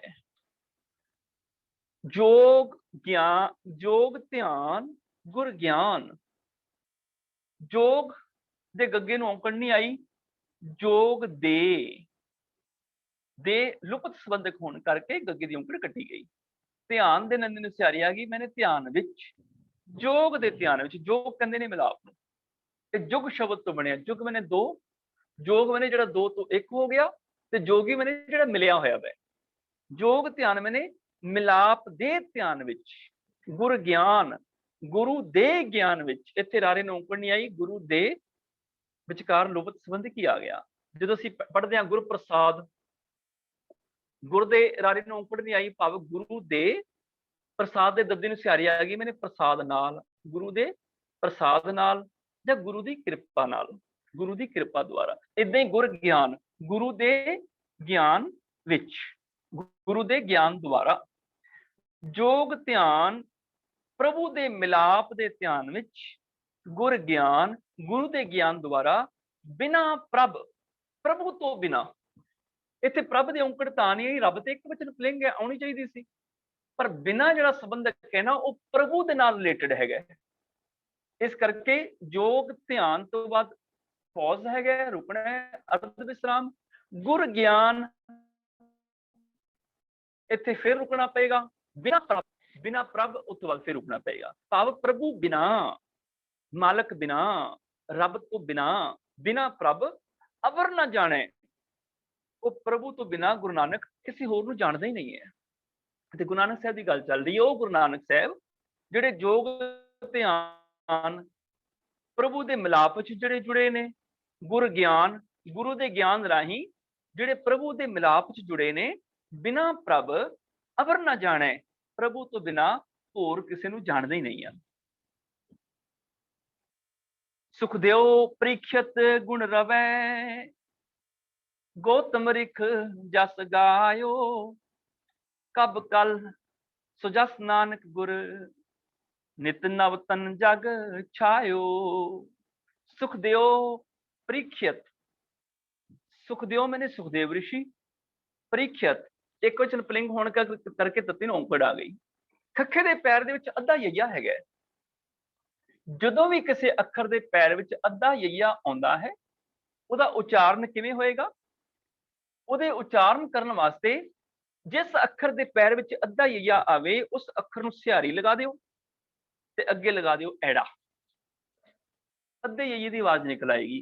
ਪ੍ਰੀਖਿਆ, ਖੱਖੇ ਨੂੰ ਸਿਹਾਰੀ ਲੱਗ ਗਈ, ਅੱਗੇ ਲੱਗ ਗਿਆ ਐੜਾ, ਪ੍ਰੀਖਿਅਤ, ਪ੍ਰੀਖਿਅਤ। ਇਹ ਪ੍ਰੀਖਿਅਤ ਤੋਂ ਬਣੇ, ਇਸ ਕਰਕੇ ਪੈਰ 'ਚ ਯਈਆ ਲੱਗ ਗਿਆ। ਪ੍ਰੀਖਿਅਤ ਨੂੰ ਪੰਜਾਬੀ 'ਚ ਪ੍ਰੀਖਿਅਤ ਲਿਖ ਦਿੱਤਾ ਗਿਆ। ਜਿਵੇਂ ਅਸੀਂ ਪੜ੍ਹਦੇ ਹਾਂ, ਸਿਮਰੋਂ ਸਿਮਰ ਸਿਮਰ ਸੁਖ ਪਾਵੋਂ, ਕਲ ਕਲੇਸ਼ ਤਨ ਮਾਹੀ ਮਿਟਾਵੋਂ, ਸਿਮਰੋਂ ਜਾਸ ਦਿਸੰਬਰ ਏਕੈ, ਨਾਮ ਜਪਤ ਅਗਨਤ ਅਨੇਕੈ, ਵੇਦ ਪੁਰਾਣ ਸਿਮਰਤ ਸੁਦਾਖਿਅਰ। ਉੱਥੇ ਖੱਖੇ ਦੇ ਪੈਰ 'ਚ ਅੱਧਾ ਯਈਆ ਹੈਗਾ, ਤੇ ਉਚਾਰਨ ਕਿਵੇਂ ਹੋਏਗਾ? ਖੱਖੇ ਨੂੰ ਲੱਗ ਜਾਏਗੀ ਸਿਹਾਰੀ, ਅੱਗੇ ਲੱਗ ਜਾਏਗਾ ਐੜਾ, ਖਿਅ, ਸੁਦਾਖਿਅਰ। ਕਿੰਨੇ ਰਾਮ ਨਾਮ ਇੱਕ ਆਖਿਅਰ, ਉੱਥੇ ਫਿਰ ਖੱਖੇ ਦੇ ਪੈਰ 'ਚ ਯਈਆ ਹੈਗਾ। ਐੜੇ ਨੂੰ ਕਰਨਾ, ਜੇ ਖੱਖੇ ਦੇ ਪੈਰ 'ਚ ਯਈਆ ਤੇ ਖੱਖੇ ਨੂੰ ਲੱਗ ਜਾਏਗੀ ਸਿਹਾਰੀ, ਅੱਗੇ ਲੱਗ ਜਾਏਗਾ ਐੜਾ, ਖਿਅਰ, ਆਖਿਅਰ। ਕਿੰਨੇ ਰਾਮ ਨਾਮ ਇੱਕ ਅਖਰ। ਇਸੇ ਤਰ੍ਹਾਂ ਪ੍ਰੀਖਿਅਤ, ਇਹਨੂੰ ਪ੍ਰੀਖਤ ਪੜ੍ਹਨਾ ਗਲਤ ਹੈ, ਪ੍ਰੀਖਿਅਤ ਪੜ੍ਹਨਾ ਪਏਗਾ, ਖੱਖੇ ਨੂੰ ਸਿਹਾਰੀ ਤੇ ਅੱਗੇ ਐੜਾ। ਸੁਖਦੇਵ ਪ੍ਰੀਖਿਅਤ ਗੁਣ ਰਵੈ, ਸੁਖਦੇਵ ਵੀ ਤੇ ਪ੍ਰੀਖਿਤ ਵੀ ਗੁਣਾਂ ਨੂੰ ਗਾਉਂਦਾ ਹੈਗਾ ਹੈ। ਸੁਖਦੇਵ ਵੀ ਗਾਉਂਦਾ ਹੈਗਾ ਤੇ ਪ੍ਰੀਖਿਤ ਵੀ, ਭਾਵ ਪ੍ਰੀਖਿਤ ਵੀ ਗਾਉਂਦਾ ਹੈਗਾ, ਜਿਹੜਾ ਇਹ ਅਭਿਮਨੂ ਦਾ ਪੁੱਤਰ ਹੋਇਆ ਤੇ ਅਰਜੁਨ ਦਾ ਪੋਤਰਾ ਹੋਇਆ। ਭਾਵ ਸੁਖਦੇਵ ਰਿਸ਼ੀ ਗੁਰੂ ਨਾਨਕ ਦੇ ਗੁਣ ਗਾ ਰਿਹਾ ਹੈ, ਰਾਜਾ ਪ੍ਰੀਖਿਤ ਵੀ ਗੁਰੂ ਨਾਨਕ ਸਾਹਿਬ ਦੇ ਗੁਣਾਂ ਨੂੰ ਗਾ ਰਿਹਾ ਹੈ। ਗੌਤਮ ਰਿਖ ਜਸ ਗਾਇਓ, ਜਿਹੜਾ ਗੌਤਮ ਰਿਸ਼ੀ ਹੈਗਾ ਵੈ, ਉਹ ਵੀ ਗੌਤਮ ਰਿਸ਼ੀ ਨੇ ਵੀ ਜਸ ਗਾਇਆ ਹੈ। ਇੱਥੇ ਵੀ ਹੋਣ ਕਰਕੇ ਅਵਯ ਆ ਗਿਆ ਵੀ, ਇਸ ਕਰਕੇ ਗੌਤਮ ਦੇ ਮੰਮੀ ਦੀ ਔਂਕੜ ਉੱਡ ਗਈ। ਗੌਤਮ ਵੀ ਜਿਹੜਾ ਰਿਖੀ ਹੈ ਜਸ ਗਾਇਓ, ਉਹ ਵੀ ਜਸ ਗਾਉਂਦਾ ਹੈ। ਕਬ ਕਲ ਸੁਜਸ ਨਾਨਕ ਗੁਰ ਨਿਤ ਨਵਤਨ ਜਗ ਛਾਇਓ। ਕਬ ਮੈਨੇ ਕਵੀ, ਕਵੀ ਹੋਣ ਕਰਕੇ ਬੱਬਾ ਜਿਹੜਾ ਆਪਣੀ ਮੌਲਿਕ ਸਿਹਾਰੀ ਨਾਲ ਲੈ ਕੇ ਆਇਆ। ਜਦੋਂ ਕਵੀ ਲਿਖਿਆ ਜਾਂਦਾ ਹੈ, ਉਦੋਂ ਕੱਕਾ ਵਾਵੇ ਨੂੰ ਸਿਹਾਰੀ ਹਿੰਦੀ ਵਿੱਚ, ਸੰਸਕ੍ਰਿਤ ਵਿੱਚ ਸਿਹਾਰੀ ਨਾਲ ਆਉਂਦਾ ਹੈ। ਪੰਜਾਬੀ 'ਚ ਅਸੀਂ ਕਵੀ ਬਿਹਾਰੀ ਨਾਲ ਪਾ ਦਿੰਦੇ ਹਾਂ, ਪਰ ਸੰਸਕ੍ਰਿਤ ਤੇ ਹਿੰਦੀ ਜਿਹੜਾ ਮੌਲਿਕ ਸ਼ਬਦ ਹੈਗਾ ਉਹ ਕਵ ਹੈਗਾ। ਇਸ ਕਰਕੇ ਕਵ ਜਿਹੜਾ ਵਾਵੇ ਨੂੰ ਸਿਹਾਰੀ, ਪੰਜਾਬੀ 'ਚ ਉਹ ਵਾਵਾ ਬੱਬਾ ਬਣ ਜਾਂਦਾ ਹੈ। ਕਬ ਕਲ, ਭਾਵ ਕਵੀ ਜਿਹੜਾ ਕੱਲ ਹੈਗਾ, ਕੱਲ ਸਹਾਰ ਕਵੀ, ਉਹ ਕੀ ਕਹਿੰਦਾ ਵੇ? ਇੱਥੇ ਸੰਬੋਧਨ ਆ ਗਿਆ, ਹੇ ਕੱਲ ਸਹਾਰ ਕਵੀ। ਇਸੇ ਕਰਕੇ ਕੱਲ ਦੇ ਲੱਲੇ ਨੂੰ ਔਂਕੜ ਨਹੀਂ ਆਈ, ਕਿਉਂਕਿ ਸੰਬੋਧਨ ਆ ਗਿਆ। ਜਿੱਥੇ ਸੰਬੋਧਨ ਆ ਜਾਂਦਾ ਹੈ, ਉੱਥੇ ਇੱਕ ਵਚਨ ਪੁਲਿੰਗ ਨਾਮ ਦੀ ਆਖਰੀ ਦੀ ਔਂਕੜ ਉੱਡ ਜਾਂਦੀ ਹੈ। ਕਬ ਕਲ, ਭਾਵ ਹੇ ਕਵੀ ਕੱਲ ਸਹਾਰ, ਸੁਜਸ ਨਾਨਕ ਗੁਰ। ਸੁਜਸ ਮੈਨੇ ਸਿਫਤ, ਸੁਜਸ ਸੱਸੇ ਨੂੰ ਔਂਕੜ ਨਾਲ ਆ ਗਿਆ, ਇੱਕ ਵਚਨ ਪੁਲਿੰਗ, ਸੋਹਣਾ ਜਸ। ਸੁਜਸ ਮੈਨੇ ਸੋਹਣਾ ਜਸ।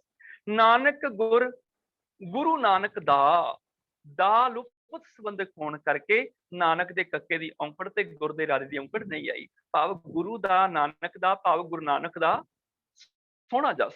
ਕਬ ਕਲ ਸੁਜਸ ਨਾਨਕ ਗੁਰ, ਹੇ ਕਵੀ ਕਹਿ, ਹੇ ਕਲ ਸਹਾਰ ਕਵੀ, ਸੁਜਸ ਨਾਨਕ ਗੁਰ, ਗੁਰੂ ਨਾਨਕ ਦਾ ਸੋਹਣਾ ਜਸ। ਨਿਤ ਨਵਤਨ ਜਗ ਛਾਇਓ, ਨਿਤ ਮੈਨੇ ਹਰ ਰੋਜ਼, ਨਵ ਤਨ ਮੈਨੇ ਨਵਾਂ ਤਨ, ਭਾਵ ਨਵੇਲਾ, ਨਵਾਂ ਬਿਲਕੁਲ। ਜਗ, ਜਗ ਦੇ ਗਗਨ ਸਿਹਾਰੀ ਆ ਗਈ, ਜਗ ਵਿੱਚ ਛਾਇਓ, ਭਾਵ ਗੁਰੂ ਨਾਨਕ ਸਾਹਿਬ ਜੀ ਦਾ ਸੋਹਣਾ ਜਸ ਪੂਰੇ ਜਗਤ ਵਿੱਚ ਛਾਇਆ ਹੋਇਆ ਹੈ, ਪ੍ਰਭਾਵ ਦੇਣ ਵਾਲਾ ਹੈ। ਇੱਥੇ ਤੋਂ ਅੱਗੇ 8 ਸਵਈਏ, 9ਵਾਂ ਸਵਈਆ ਸ਼ੁਰੂ ਹੈ। ਗੁਣ ਗਾਵੇਂ ਭਇਆਲ, ਭਗਤ ਨਾਗਾਦ ਭੁਯੰਗਮ, ਮਹਾਦੇਵ ਗੁਣ ਰਵੈ, ਸਦਾ ਜੋਗੀ ਜਤ ਜੰਗਮ। ਗੁਣ ਗਾਵੇ ਮੁਨ ਬਿਆਸ, ਜਿਨ ਵੇਦ ਵਿਆਕਰਨ ਵਿਚਾਰੇ, ਬ੍ਰਹਮਾ ਗੁਣ ਉਚਰੈ, ਜਿਨ ਹੁਕਮ ਸਭ ਸਿਸ਼ਟ ਸਵਾਰੀ। ਬ੍ਰਹਮੰਡ ਖੰਡ ਪੂਰਨ ਬ੍ਰਹਮ, ਗੁਣ ਨਿਰਗੁਣ ਸਮ ਜਾਣਿਓ। ਜਪ ਕਲ ਸੁਜਸ ਨਾਨਕ ਗੁਰ, ਸਹਿਜ ਜੋਗ ਜਿਨ ਮਾਣਿਓ। ਗੁਣ ਗਾਵੇਂ ਭਇਆਲ, ਗੁਣ ਬਹੁਤੇ ਨੇ, ਗਾਵੇਂ ਗਾਉਂਦੇ ਹਨ, ਕੌਣ ਕੌਣ ਗਾਉਂਦੇ ਹਨ? ਪਯਾਲ, ਇੱਥੇ ਲੱਲੇ ਨੂੰ ਆ ਗਈ ਸਿਹਾਰੀ, ਪਤਾਲ ਵਿੱਚ। ਸਿਹਾਰੀ ਕਰ ਕੀ ਅਰਥ ਦੇਗੀ? ਵਿੱਚ ਦਾ। ਪਯਾਲ ਮੈਨੇ ਪਤਾਲ, ਸਿਹਾਰੀ ਦਾ ਮਤਲਬ ਵਿੱਚ, ਪਤਾਲ ਵਿੱਚ। ਪਤਾਲ ਵਿੱਚ ਗੁਣਾਂ ਨੂੰ ਗਾਉਂਦੇ ਹਨ। ਗੁਣ ਵੀ ਬਹੁਤੇ ਨੇ, ਗਾਵੇਂ ਗਾਣ ਵਾਲੇ ਵੀ ਜ਼ਿਆਦਾ ਨੇ। ਜੇ ਹੁੰਦਾ ਗਾਵੇ ਵਾਵੇ ਨੂੰ ਤਲਾਵਾਂ ਨਾਲ, ਫਿਰ ਇੱਕ ਹੋਣਾ ਸੀ ਗਾਉਣ ਵਾਲਾ, ਪਰ ਵਾਵਾ ਹਾਹਿਨ ਸਿਹਾਰੀ ਬਹੁਵਚਨ ਆ ਗਿਆ ਗਾਵੇਂ, ਇਹਦਾ ਮਤਲਬ ਬਹੁਤੇ ਜਣੇ ਗਾ ਰਹੇ ਨੇ। ਗੁਣ ਵੀ ਬਹੁਤੇ ਨੇ, ਗਾ ਵੀ ਬਹੁਤੇ ਰਹੇ ਨੇ। ਕਿੱਥੇ ਬਹਿ ਕੇ ਗਾ ਰਹੇ ਨੇ? ਪਤਾਲ ਦੇ ਵਿੱਚ ਬਹਿ ਕੇ ਗਾ ਰਹੇ ਨੇ। ਤੇ ਪਤਾਲ ਵਿੱਚ ਕੌਣ ਹੁੰਦਾ ਵੈ? ਪਤਾਲ ਵਿੱਚ ਹੁੰਦੇ ਨੇ ਸੱਪ, ਨਾਗ ਆਦਿ। ਇੱਥੇ ਪਤਾਲ ਦਾ ਮਤਲਬ ਇਹ ਵੀ ਕਹਿ ਸਕਦੇ ਹਾਂ ਵੀ ਧਰਤੀ ਹੇਠਾਂ ਜਿਵੇਂ ਚੂਹੇ ਰਹਿੰਦੇ ਨੇ, ਸੱਪ ਰਹਿੰਦੇ ਨੇ, ਇਹਨਾਂ ਨੂੰ ਕੀੜੇ ਮਕੌੜੇ ਰਹਿੰਦੇ ਨੇ, ਅਸੀਂ ਕਹਿੰਦੇ ਪਤਾਲ 'ਚ ਰਹਿੰਦੇ ਨੇ। ਪਤਾਲ ਮੈਨੇ ਮਿੱਟੀ ਤੋਂ ਥੱਲੇ ਦੇ ਵਸਣ ਵਾਲੇ ਜੀਵ। ਤੇ ਦੂਜਾ, ਸਮੁੰਦਰ ਦੇ ਜਿਹੜੇ ਜੀਵ ਨੇ ਉਹ ਵੀ ਪਤਾਲ ਮੰਨੇ ਗਏ ਨੇ। ਭਾਵ ਜਿਹੜੇ ਸਾਗਰ ਦੇ ਜੀਵ ਹੁੰਦੇ ਨੇ ਉਹਨਾਂ ਨੂੰ ਵੀ ਕਈ ਕੋਟ ਪਾਤਾਲ ਕੇ ਵਾਸੀ, ਕਈ ਕਰੋੜੇ ਪਤਾਲ ਕੇ ਵਾਸੀ ਮੈਨੇ ਜ਼ਮੀਨ ਤੋਂ ਥੱਲੇ, ਜਿਹੜਾ ਸਮੁੰਦਰ ਹੈ, ਜ਼ਮੀਨ ਤੋਂ ਥੱਲੇ ਕੀ ਹੈ? ਪਾਣੀ ਹੈ। ਤੇ ਪਾਣੀ ਵਿੱਚ ਵਸਣ ਵਾਲੇ ਜਿਹੜੇ ਜੀਵ ਨੇ ਉਹ ਹੈਗੇ ਨੇ ਸਮੁੰਦਰ ਦੇ ਜੀਵ। ਕਈ ਕੋਟ ਪਾਤਾਲ ਕੇ ਵਾਸੀ। ਹੁਣ ਇਹ ਜਿਹੜੇ ਸਮੁੰਦਰ ਦੇ ਜੀਵ ਨੇ ਇਹਨਾਂ ਨੂੰ ਵੀ ਅਸੀਂ ਪਤਾਲ ਕੇ ਵਾਸੀ ਕਹਿ ਸਕਦੇ ਹਾਂ। ਜਿਹੜੇ ਸਮੁੰਦਰ ਵਿੱਚ ਦੋ ਤਰ੍ਹਾਂ ਦਾ ਜੀਵਨ ਹੁੰਦਾ ਵੈ। ਇੱਕ ਤਾਂ ਉੱਪਰਲੇ ਸਤ੍ਹਾ ਤੇ ਰਹਿਣ ਵਾਲੇ ਹੁੰਦੇ ਨੇ, ਜਿੱਥੇ ਫੋਟੋਸਿੰਥੈਟਿਕ ਜੀਵਨ ਹੁੰਦਾ ਹੈ। ਫੋਟੋਸਿੰਥੈਟਿਕ ਜੀਵਨ ਮਾਨੇ ਜਿੱਥੇ ਸੂਰਜ ਦੀ ਰੋਸ਼ਨੀ ਨਾਲ ਪ੍ਰਭਾਵਿਤ ਜੀਵਨ ਹੋਵੇ। ਉੱਪਰਲੇ ਜੀਵਾਂ ਨੂੰ ਸੂਰਜ ਦੀ ਰੋਸ਼ਨੀ ਚਾਹੀਦੀ ਹੈ, ਉੱਥੇ ਰਹਿੰਦੇ ਨੇ। ਦੂਜਾ ਹੁੰਦਾ ਹੈ ਕੀਮੋਸਿੰਥੈਟਿਕ ਜੀਵਨ। ਕੀਮੋਸਿੰਥੈਟਿਕ ਮਾਨੇ ਉਹ ਵਾਲੇ ਜੀਵ ਉਸ ਵਾਤਾਵਰਨ ਦੇ ਜਿੱਥੇ ਸੂਰਜ ਦੀ ਰੋਸ਼ਨੀ ਨਹੀਂ ਪਹੁੰਚਦੀ, ਤਾਂ ਸਮੁੰਦਰ ਦੀ ਹੇਠਲੀ ਤਹਿ, ਜਿਹਨੂੰ ਅਸੀਂ ਪਤਾਲ ਕਹਿ ਲਈਏ ਤੇ ਠੀਕ ਰਹੇਗਾ। ਖੈਰ, ਪਤਾਲ, ਪਯਾਲ ਮੈਨੇ ਪਤਾਲ ਵਿੱਚ, ਲੱਲੇ ਨੂੰ ਸਿਹਾਰੀ ਆ ਗਈ ਵਿੱਚ। ਗੁਣ ਗਾਵੇਂ ਪਯਾਲ, ਉੱਥੇ ਕੌਣ ਰਹਿੰਦੇ ਨੇ? ਸੱਪ ਵਗੈਰਾ ਰਹਿੰਦੇ ਨੇ ਖੁੱਡਾਂ ਦੇ ਵਿੱਚ।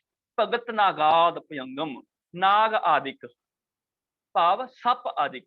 ਭਯੰਗਮ ਮੈਨੇ ਸੱਪ, ਇੱਥੇ ਨਾਗ ਆਦਿਕ ਮੈਨੇ ਸ਼ੇਸ਼ਨਾਗ ਆਦਿਕ, ਭਯੰਗਮ ਆਦਿਕ। ਕਿਉਂਕਿ ਸਨਾਤਨ ਮਤ ਦੇ ਲੋਕ ਮੰਨਦੇ ਨੇ ਕਿ ਸ਼ੇਸ਼ਨਾਗ ਦੇ 100 ਫਣ ਨੇ, ਇੱਕ ਫਣ ਨਾਲ 1000 ਫਣ ਨੇ, ਇੱਕ ਫਣ ਦੇ ਨਾਲ ਇੱਕ ਨਵਾਂ ਨਾਮ ਉਹ ਰਚਦਾ ਹੈ। ਤੇ ਭਟਕਲ ਸਹਾਰ ਕਰਨ ਲੱਗੇ, ਮੈਨੂੰ ਤੇ ਏਦਾਂ ਲੱਗਦਾ ਵੀ ਜਿਹੜਾ ਸ਼ੇਸ਼ਨਾਗ ਹੈ ਨਾ 1000 ਫਣਾਂ ਵਾਲਾ, ਉਹ ਵੀ ਇੱਕ ਇੱਕ ਫਣ ਨਾਲ ਗੁਰੂ ਨਾਨਕ ਦੀ ਸਿਫਤ ਕਰ ਰਿਹਾ ਹੈ। ਨਾਗਾਦ ਮੈਨੇ ਨਾਗ ਆਦਿਕ, ਬਹੁਤੇ ਨਾਗ। ਭਯੰਗਮ ਮੈਨੇ ਇੱਥੇ ਮੰਮੀ ਨੂੰ ਔਂਕੜ ਨਹੀਂ ਹੈਗੀ, ਬਹੁਤੇ ਸੱਪ। ਹੁਣ ਇਹ ਸਾਰੇ ਨੇ ਤੇ ਰਹਿੰਦੇ ਵੀ ਜ਼ਮੀਨ ਦੇ ਵਿੱਚ ਨੇ, ਖੁੱਡਾਂ ਦੇ ਵਿੱਚ ਨੇ, ਇਸ ਕਰਕੇ ਸਾਰੇ ਗਾਉਂਦੇ ਹਨ। ਇੱਥੇ ਭਗਤ ਨਾਗਾਦ ਆਦਿਕ, ਭਗਤ ਕਿਉਂਕਿ ਬਹੁਵਚਨ ਪੁਲਿੰਗ ਹੈਗਾ ਨਾਗਾਦ ਤੇ ਭਯੰਗਮ ਆਦਿਕ ਦਾ, ਇਸ ਕਰਕੇ ਤੱਤੇ ਦੀ ਔਂਕੜ ਕੱਟੀ ਗਈ। ਭਾਵ ਨਾਗ ਆਦਿਕ ਤੇ ਹੋਰ ਸਰਪ ਆਦਿਕ ਜਿਹੜੇ ਭਗਤ ਨੇ ਉਹ ਵੀ ਗੁਰੂ ਨਾਨਕ ਦੇ ਗੁਣਾਂ ਨੂੰ ਗਾ ਰਹੇ ਨੇ, ਕਿਉਂਕਿ ਉਹ ਲੋਕ ਮੰਨਦੇ ਨੇ ਵੀ ਸੱਪ ਵੀ ਬੋਲਦਾ ਹੈ। ਉਹਨਾਂ ਦੀ ਰੀਤੀ ਕਹਿ ਲਓ ਜਾਂ ਉਹਨਾਂ ਦਾ ਵਿਸ਼ਵਾਸ ਕਹਿ ਲਓ, ਉਹਨਾਂ ਦੇ ਬਲੀਫ ਹੈਗੇ ਨੇ ਇਹ। ਇਸ ਕਰਕੇ ਉਹਨਾਂ ਨੇ ਆਪਣੇ ਬਲੀਫ ਦੇ ਮੁਤਾਬਕ ਜੋ ਉਹ ਵਿਸ਼ੇਸ਼ਣ ਦੂਜਿਆਂ ਵਾਸਤੇ ਵਰਤਦੇ ਹੁੰਦੇ ਸੀਗੇ, ਅੱਜ ਉਹ ਗੁਰੂ ਨਾਨਕ ਸਾਹਿਬ ਦੀ ਸਿਫਤ ਵਿੱਚ ਵਰਤ ਰਹੇ ਨੇ। ਕਿ ਜਿਹੜੇ ਨਾਗ ਆਦਿਕ, ਸੱਪ ਆਦਿਕ ਭਗਤ ਹੈਗੇ ਨੇ ਉਹ ਵੀ ਪਤਾਲ ਵਿੱਚ ਬੈਠੇ ਗੁਰੂ ਨਾਨਕ ਦੇ ਗੁਣਾਂ ਨੂੰ ਗਾ ਰਹੇ ਹਨ। ਮਹਾਦੇਵ ਗੁਣ ਰਵੈ, ਮਹਾਦੇਵ ਮੈਨੇ ਸ਼ਿਵ, ਸ਼ਿਵ ਜਿਹੜਾ ਹੈ ਉਹ ਵੀ ਗੁਣਾਂ ਨੂੰ ਰਵੈ ਮੈਨੇ ਬੋਲਦਾ ਹੈ, ਗਾ ਰਿਹਾ ਹੈ। ਸਦਾ ਜੋਗੀ ਜਤ ਜੰਗਮ, ਜੰਗਮ ਜਿਹੜਾ 6 ਭੇਖਾਂ ਦੇ ਚੋਂ ਇੱਕ ਭੇਖ ਹੈਗਾ। ਜਤ ਮੈਨੇ ਜਤੀ ਲੋਕ, ਜੰਗਮ ਲੋਕ। ਆ ਜਿਹੜੇ ਅਨੇਕਾਂ ਜੋਗੀ ਨੇ, ਜਤੀ ਨੇ, ਜੰਗਮ ਨੇ, ਇਹ ਵੀ ਸਦਾ ਗੁਰੂ ਨਾਨਕ ਦੇ ਗੁਣਾਂ ਨੂੰ ਗਾਉਂਦੇ ਹਨ। ਗੁਣ ਗਾਵੇ ਮੁਨ ਬਿਆਸ, ਜਿਨ ਵੇਦ ਵਿਆਕਰਨ ਵਿਚਾਰੇ। ਗੁਣ ਗਾਵੇ, ਕੌਣ ਗੁਣ ਗਾਉਂਦਾ? ਹੋਰ ਇੱਕ ਜਣਾ ਹੈ ਗਾਵੇ, ਤੇ ਗੁਣ ਹੈਗੇ ਬਹੁਤੇ। ਬਹੁਤਿਆਂ ਗੁਣਾਂ ਨੂੰ ਇੱਕ ਜਣਾ ਗਾਉਂਦਾ ਹੈ। ਉਹ ਕੌਣ ਹੈ ਇੱਕ ਜਣਾ? ਮੁਨ ਬਿਆਸ। ਮੁਨ ਮੈਨੇ ਮੁਨੀ। ਮੁਨ ਨੰਨਾ ਦੀ ਸਿਹਾਰੀ ਜਿਹੜੀ ਹੈ, ਇਹ ਮੌਲਿਕ ਸਿਹਾਰੀ ਜਿਹੜਾ ਆਪਣੇ ਸੰਸਕ੍ਰਿਤ ਦੇ ਵਿੱਚੋਂ ਇਹ ਮੁਨੀ ਨਾਲ ਲੈ ਕੇ ਆਇਆ ਸ਼ਬਦ। ਮੁਨ ਜਿਹੜਾ ਹੈ ਨੰਨੇ ਨੂੰ ਸਿਹਾਰੀ ਵਾਲਾ ਸ਼ਬਦ, ਮੌਲਿਕ ਸਿਹਾਰੀ ਵਾਲਾ। ਇਹ ਮੌਲਿਕ ਸ਼ਬਦ ਆਪਣੇ ਮੂਲ ਤੋਂ ਇਹ ਸਿਹਾਰੀ ਨਾਲ ਹੀ ਲੈ ਕੇ ਆਇਆ, ਜਿਹਨੂੰ ਅਸੀਂ ਮੁਨੀ ਕਹਿੰਦੇ ਆ। ਸੰਸਕ੍ਰਿਤ ਵਿੱਚ, ਹਿੰਦੀ ਵਿੱਚ ਮੁਨ ਲਿਖਿਆ ਜਾਂਦਾ ਹੈ ਸਿਹਾਰੀ ਨਾਲ, ਐਜ਼ ਇਟ ਇਜ਼ ਸ਼ਬਦ ਆ ਗਿਆ ਹੈ ਬਿਆਸ। ਹੁਣ ਦੇਖੋ ਬਿਆਸ, ਬੱਬੇ ਦੇ ਪੈਰ 'ਚ ਅੱਧਾ ਯਈਆ ਆ ਗਿਆ। ਹੁਣ ਇਹਦਾ ਉਚਾਰਨ ਕਿਵੇਂ ਕਰੀਏ ਜੀ? ਬੱਬੇ ਨੂੰ ਲੱਗ ਜਾਏਗੀ ਸਿਹਾਰੀ, ਅੱਗੇ ਲੱਗ ਜਾਏਗਾ ਐੜਾ, ਤੇ ਕੰਨਾਂ ਲੱਗ ਜਾਏਗਾ ਐੜੇ ਨੂੰ ਬਿਆਸ। ਇਹ ਬਣ ਜਾਊਗਾ ਬਿਆਸ। ਇਹਨੂੰ ਬਾਸ ਨਹੀਂ ਬੋਲਣਾ। ਬੇ ਬੱਬੇ ਨੂੰ ਸਿਹਾਰੀ, ਅੱਗੇ ਲੱਗ ਗਿਆ ਐੜਾ, ਕੰਨਾ ਲੱਗ ਗਿਆ ਐੜੇ ਨੂੰ ਬਿਆਸ। ਗੁਣ ਗਾਵੇ ਮੁਨ ਬਿਆਸ, ਭਾਵ ਵਿਆਸ ਮੁਨੀ ਵੀ ਅਨੇਕਾਂ ਗੁਣਾਂ ਨੂੰ ਗਾਉਂਦਾ ਹੈ। ਉਹ ਕੌਣ ਹੈ ਜੀ? ਕਹਿਣ ਲੱਗੇ ਜਿਨ ਵੇਦ ਵਿਆਕਰਣ ਵਿਚਾਰੇ। ਇੱਥੇ ਰਾਰੇ ਦੀ ਸਿਹਾਰੀ ਦੇ ਨਾਲ ਐੜਾ ਮੁਕਤ ਹੈ, ਆਵਾਜ਼ ਲਮਕ ਜਾਏਗੀ ਵਿਚਾਰੇ। ਪਰ ਮੈਂ ਇੱਥੇ ਥੋੜੀ ਜਿਹੀ ਆਪ ਜੀ ਨੂੰ ਇਨਫੋਰਮੇਸ਼ਨ ਦੇ ਦਿਆਂ। ਜਿਹੜੀਆਂ ਪ੍ਰਮਾਣਿਕ ਹੱਥ ਲਿਖਤ ਬੀੜਾਂ ਸਿੱਖ ਕੌਮ ਨੇ ਸਾਂਭੀਆਂ ਹੋਈਆਂ ਨੇ ਸਿੱਖ ਰੈਫਰੈਂਸ ਲਾਇਬ੍ਰੇਰੀ ਵਿੱਚ, ਉੱਥੇ ਐੜੇ ਨੂੰ ਕੰਨਾ ਲੱਗਿਆ ਹੋਇਆ ਹੈ, ਵਿਚਾਰੇ ਆ ਲਿਖਿਆ ਹੋਇਆ, ਇਦਾਂ ਹੀ ਸਵਾਰੀ ਆ ਲਿਖਿਆ ਹੋਇਆ, ਐੜੇ ਨੂੰ ਦੋਨਾਂ ਥਾਵਾਂ ਤੇ ਕੰਨਾ ਪਾਇਆ ਹੋਇਆ। ਜਿਹੜੀਆਂ ਹੱਥ ਲਿਖਤ ਪ੍ਰਾਚੀਨ ਪ੍ਰਮਾਣਿਕ ਬੀੜਾਂ ਕੌਮ ਨੇ ਸਾਂਭੀਆਂ ਹੋਈਆਂ ਨੇ ਉਹਨਾਂ ਵਿੱਚ ਐੜੇ ਨੂੰ ਕੰਨਾ ਹੈ। ਪਰ ਇੱਥੇ ਦੋਨਾਂ ਹੀ ਸ਼ਬਦਾਂ ਵਿੱਚ ਵਿਚਾਰੇ ਤੇ ਸਵਾਰੀ ਐੜੇ ਨੂੰ ਕੰਨਾ ਨਹੀਂ ਲੱਗਿਆ ਹੋਇਆ। ਇਸ ਕਰਕੇ ਇਹਦਾ ਉਚਾਰਨ ਇਦਾਂ ਹੀ ਸੱਜਣ ਕਰਦੇ ਨੇ, ਵਿਚਾਰੇ। ਰੇ ਦੀ ਆਵਾਜ਼ ਲਮਕ ਗਈ, ਜਿਵੇਂ ਕੇ ਪਟ ਭਾਂਡਾ ਕਹੇ ਨਾ ਕੋਈ, ਘੱਗੇ ਨੂੰ ਸਿਆਰੀ ਐੜਾ। ਜਦੋਂ ਆਵਾਜ਼ ਲਮਕਾਣੀ ਹੋਵੇ ਉਦੋਂ ਐੜਾ ਲੱਗ ਜਾਂਦਾ ਹੈ। ਜੀ ਲੈ ਫਿਰਦੇ ਜੱਜੇ ਬਿਹਾਰੀ ਐੜਾ ਜੀ, ਅਸੀਂ ਜੀਆ ਨਹੀਂ ਪਾਠ ਕਰਦੇ ਉਹਦਾ। ਛੇ ਘਰ ਛੇ ਗੁਰ, ਅਸੀਂ ਛਿਆ ਛਿਆ ਨਹੀਂ ਬੋਲਦੇ, ਛੇ ਸਿਆਰੀ ਐੜਾ। ਸਿਆਰੀ ਦੀ ਆਵਾਜ਼ ਲਮਕ ਜਾਏਗੀ, ਛੇ ਘਰ ਛੇ ਗੁਰ। ਇਦਾਂ ਵਿਚਾਰੇ। ਜਿਨ, ਜਿਨ ਮੈਨੇ ਜਿਸ ਨੇ। ਮੈਂ ਪਿਛਲੀ ਵਾਰ ਵੀ ਮੈਨੂੰ ਯਾਦ ਹੈ ਦੱਸਿਆ ਸੀ ਕਿ ਜਿਨ, ਤਿੰਨ, ਉਨ, ਇਨ ਤੇ ਕਿਨ, ਇਹ 5 ਸ਼ਬਦ ਐਸੇ ਨੇ ਜੇ ਨੰਨੇ ਨੂੰ ਸਿਹਾਰੀ ਨਾਲ ਆ ਜਾਣ ਤੇ ਇੱਕ ਵਾਸਤੇ ਹੁੰਦੇ ਨੇ, ਇੱਕ ਵਚਨ। ਜੇ ਨੰਨਾ ਮੁਕਤਾ ਦੇ ਨਾਲ ਆ ਜਾਣ ਫਿਰ ਬਹੁ ਵਚਨ ਬਹੁਤਿਆਂ ਵਾਸਤੇ ਹੁੰਦੇ ਨੇ। ਜਿਨ, ਤਿੰਨ, ਕਿਨ, ਉਨ ਤੇ ਇਨ। ਜਿਨ ਮੈਨੇ ਜਿਸ ਨੇ। ਜਿਸ ਨੇ ਕੀ ਕੀਤਾ? ਵੇਦਾਂ ਦੀ ਵਿਆਕਰਨ ਅਨੁਸਾਰ ਵਿਚਾਰ ਕੀਤੀ। ਵੇਦ ਬਹੁਤੇ ਨੇ ਨਾ, ਦੱਦੇ ਨੂੰ ਔਂਕੜ ਨਹੀਂ ਆਈ। ਵੇਦਾਂ ਨੂੰ ਵਿਆਕਰਨ ਦੁਆਰਾ ਦੁਪਤ ਸੰਬੰਧਕ ਹੋਣ ਕਰਕੇ ਨਾਣੇ ਨੂੰ ਔਂਕੜ ਨਹੀਂ ਆਈ। ਵੇਦ ਬਹੁਵਚਨ ਹੋਣ ਕਰਕੇ ਦੱਦੇ ਨੂੰ ਔਂਕੜ ਨਹੀਂ ਆਈ। ਵਿਚਾਰੇ ਮੈਨੇ ਵਿਚਾਰਿਆ। ਇਸੇ ਕਰਕੇ ਪ੍ਰਾਚੀਨ ਬੀੜਾਂ ਦੇ ਵਿੱਚ, ਹੱਥ ਲਿਖਤ ਬੀੜਾਂ 'ਚ ਐੜੇ ਨੂੰ ਕਰਨਾ ਹੈ, ਜਿਹਨੇ ਵੇਦਾਂ ਨੂੰ ਵਿਆਕਰਨ ਦੁਆਰਾ ਵਿਚਾਰਿਆ। ਪਰ ਇੱਥੇ ਵਿਚਾਰੇ ਐੜੇ ਨੂੰ ਕਰਨਾ ਇੱਥੇ ਪ੍ਰਿੰਟਡ ਬੀੜਾਂ ਵਿੱਚ ਨਹੀਂ ਹੈਗਾ। ਬ੍ਰਹਮਾ ਗੁਣ ਉਚਰੈ। ਬ੍ਰਹਮਾ ਵੀ ਜਿਹੜਾ ਹੈ, ਕਿਉਂਕਿ ਇੱਕ ਹੈਗਾ ਇਸ ਕਰਕੇ ਉਚਰੈ ਆ ਗਿਆ, ਉਚਰਦਾ ਹੈ। ਜੇ ਬ੍ਰਹਮਾ ਬਹੁਤੇ ਹੁੰਦੇ ਫਿਰ ਉਚਰੈ ਆ ਜਾਣਾ ਸੀ, ਰਾਰਾ ਹਾਹੇ ਸਿਹਾਰੀ। ਪਰ ਬ੍ਰਹਮਾ ਕਿਉਂਕਿ ਇੱਕ ਇਸ ਕਰਕੇ ਉਚਰੈ, ਉਹਦੀ ਕਿਰਿਆ ਇੱਕ ਵਚਨ ਦੇ ਰੂਪ 'ਚ ਆ ਗਈ। ਬ੍ਰਹਮਾ ਵੀ ਗੁਰੂ ਨਾਨਕ ਸਾਹਿਬ ਦੇ ਗੁਣਾਂ ਨੂੰ ਉਚਾਰ ਰਿਹਾ ਹੈ। ਉਹ ਵੀ ਉਚਾਰਦਾ ਹੈ, ਗੁਣ ਬਹੁਤੇ ਨੇ ਪਰ ਉਚਾਰਨ ਵਾਲਾ ਇੱਕੋ ਹੀ ਹੈ। ਜਿਨ ਹੁਕਮ ਸਭ ਸ੍ਰਿਸ਼ਟ ਸਵਾਰੀ। ਜਿਨੇ, ਜਿਸ ਨੇ, ਇੱਥੇ ਫਿਰ ਜਿਨ ਨੰਨੇ ਨੂੰ ਸਿਹਾਰੀ ਆ ਗਈ, ਭਾਵ ਇੱਕ ਜਣੇ ਦੀ ਗੱਲ ਹੈ। ਉਹ ਬ੍ਰਹਮਾ, ਕਿਹੜਾ ਬ੍ਰਹਮਾ ਜੀ? ਜਿਸ ਨੇ ਹੁਕਮ ਦੇ ਮਮੇ ਨੂੰ ਸਿਹਾਰੀ ਆ ਗਈ, ਹੁਕਮ ਵਿੱਚ ਸਭ ਸ੍ਰਿਸ਼ਟ ਸਵਾਰੀ।